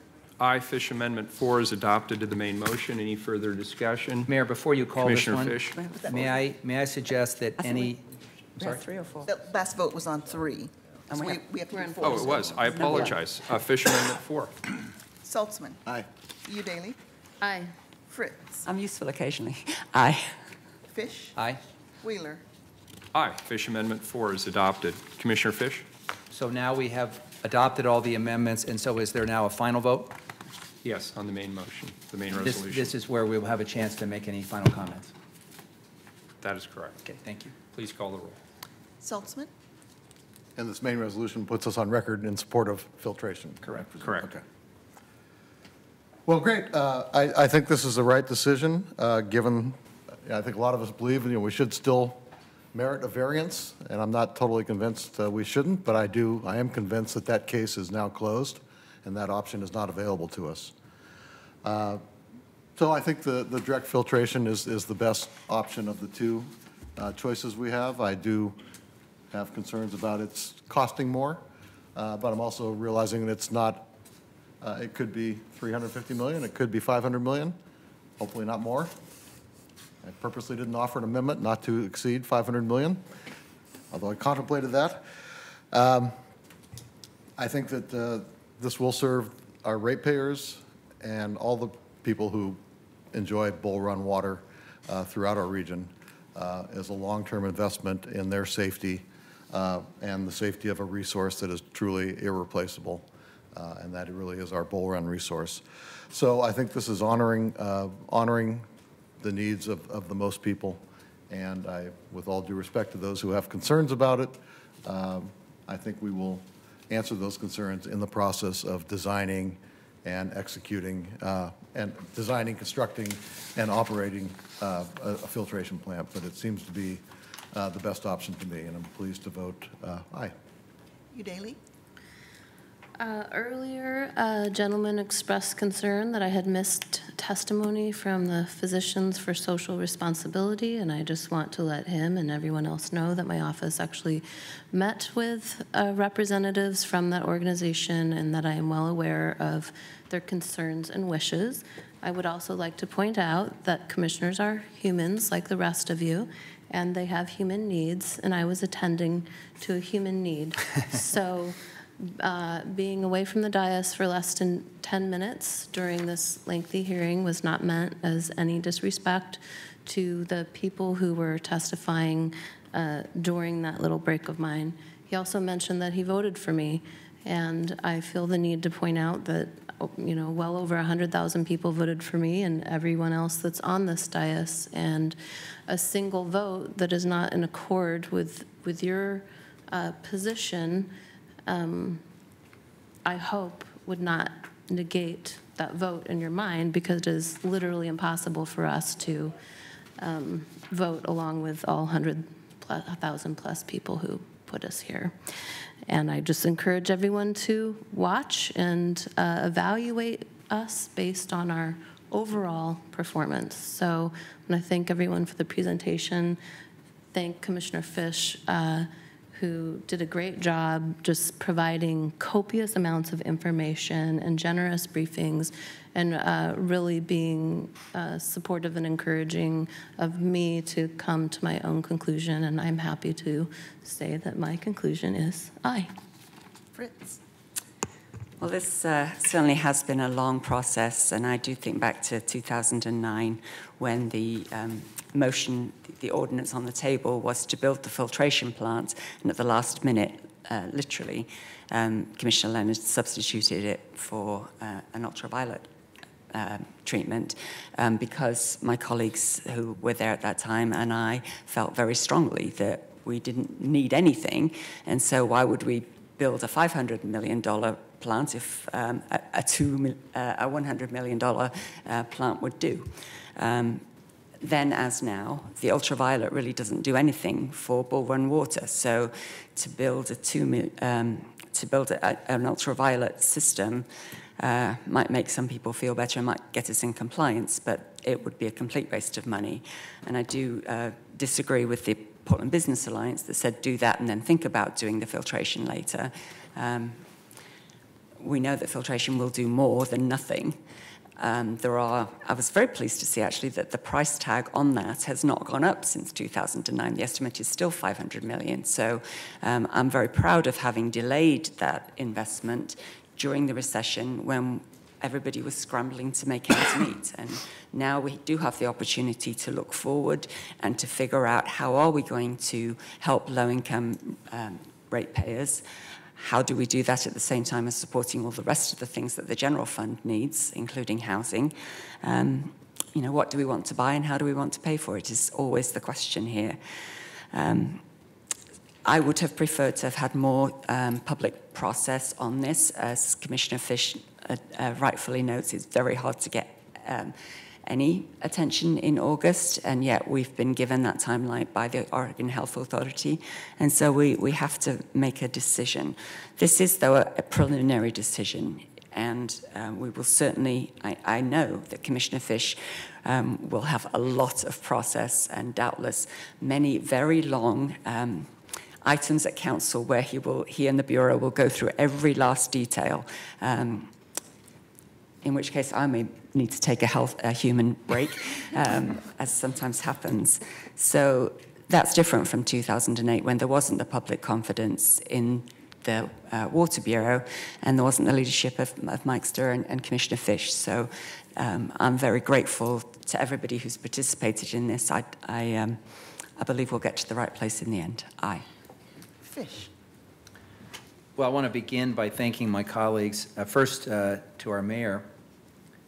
He mentioned early on that he wanted to have this discussion and hold this hearing in the nature of a land use proceeding. And one of the things I've learned from the most passionate advocate for that approach to issues, which is Commissioner Fritz, who had a prior history on the Planning Commission, is that when we approach issues using that model, we tend to get to consensus in a different way, and I think a more sustainable way, than when we just treat an issue as being subject to the whim of 3 votes.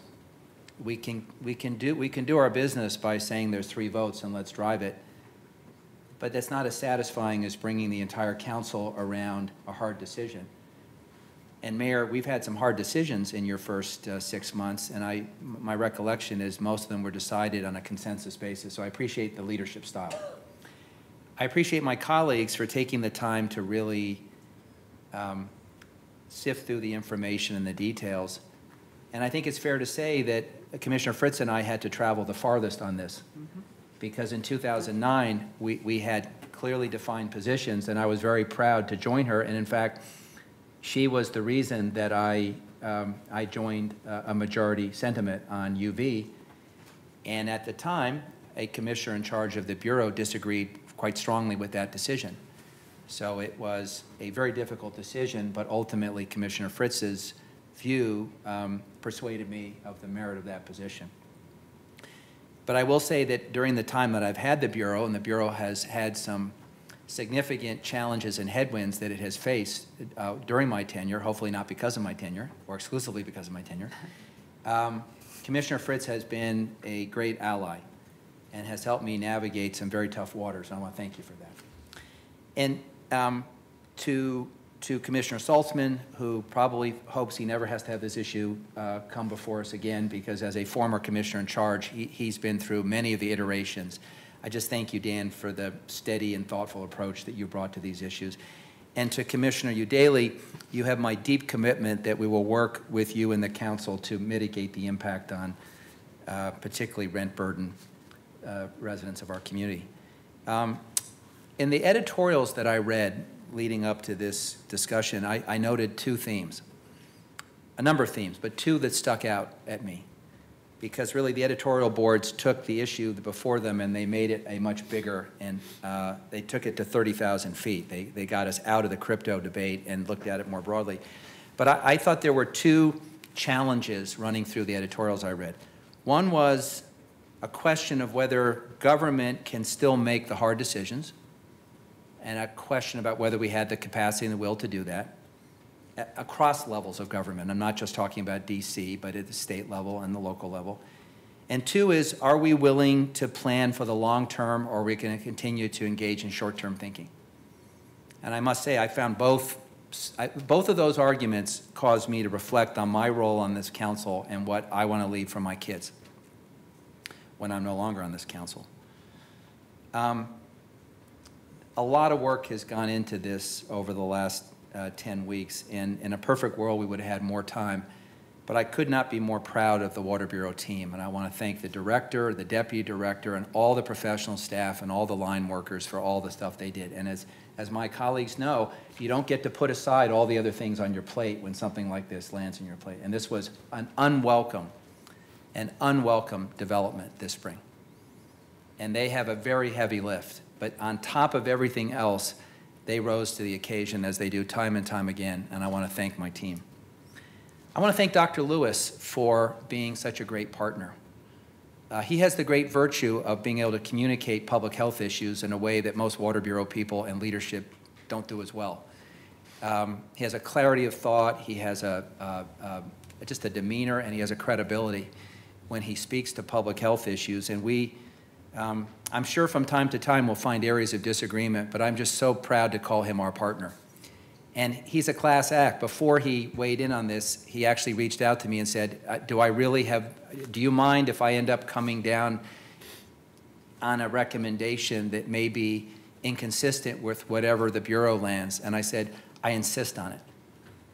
I insist that you make your call based on what you think is best for our system, because whether we agree or disagree with where you land, I know it'll make the process better, and I know we'll benefit from having your advice.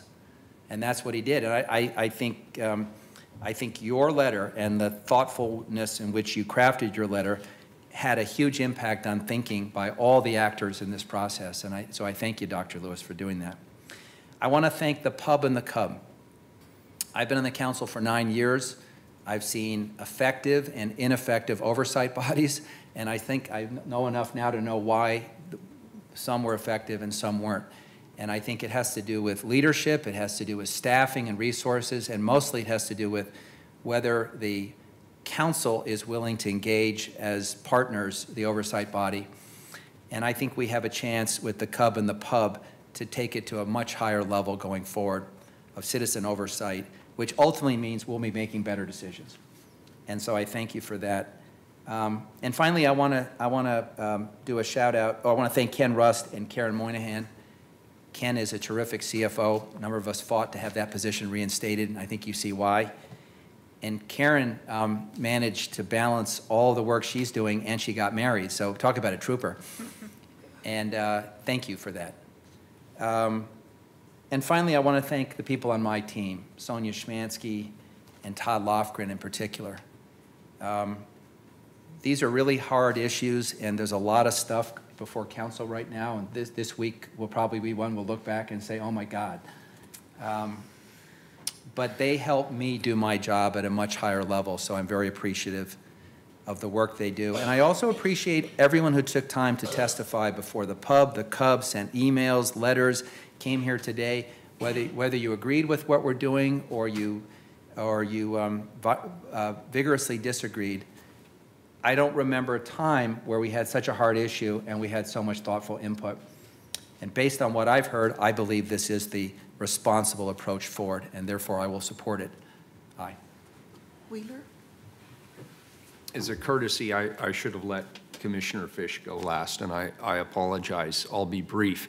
First of all, I want to thank Commissioner Fish for his leadership on this issue. This was a very, very complicated issue, and I want to thank the staff who worked with Commissioner Fish, who spent a lot of time with me, a lot of time with my staff to educate me on a very, very complex issue. Definitely want to thank everybody from the Bureau. Ken, thank you for always entertaining my questions around bonding and finance and all the stuff that most people think is boring that you and I go out over cocktails and spend hours talking about. In many ways, I feel like we've settled on the most challenging solution. But I also think it is the most responsible solution. And all the information that I've been provided has led me to that conclusion. I want to acknowledge something that really wasn't mentioned except briefly today. And I think it has to be said.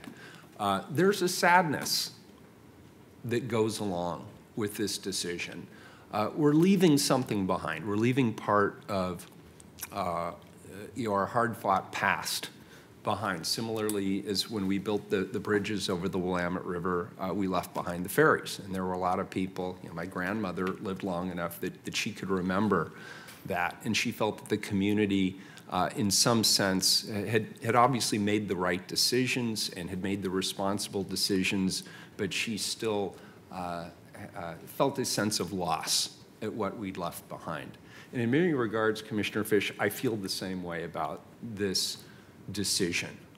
But it is the right decision. It is the responsible decision. It is the best decision for the future of this community. And I want to thank you for your terrific leadership on it. I vote aye. The resolution is adopted as amended. Thank you. Yes, sir. A brief comment. You guys don't hear this very often, I'm sure, but I want to thank you. My heartfelt thanks for being the leaders you are and providing us a path forward. Thanks. We're adjourned.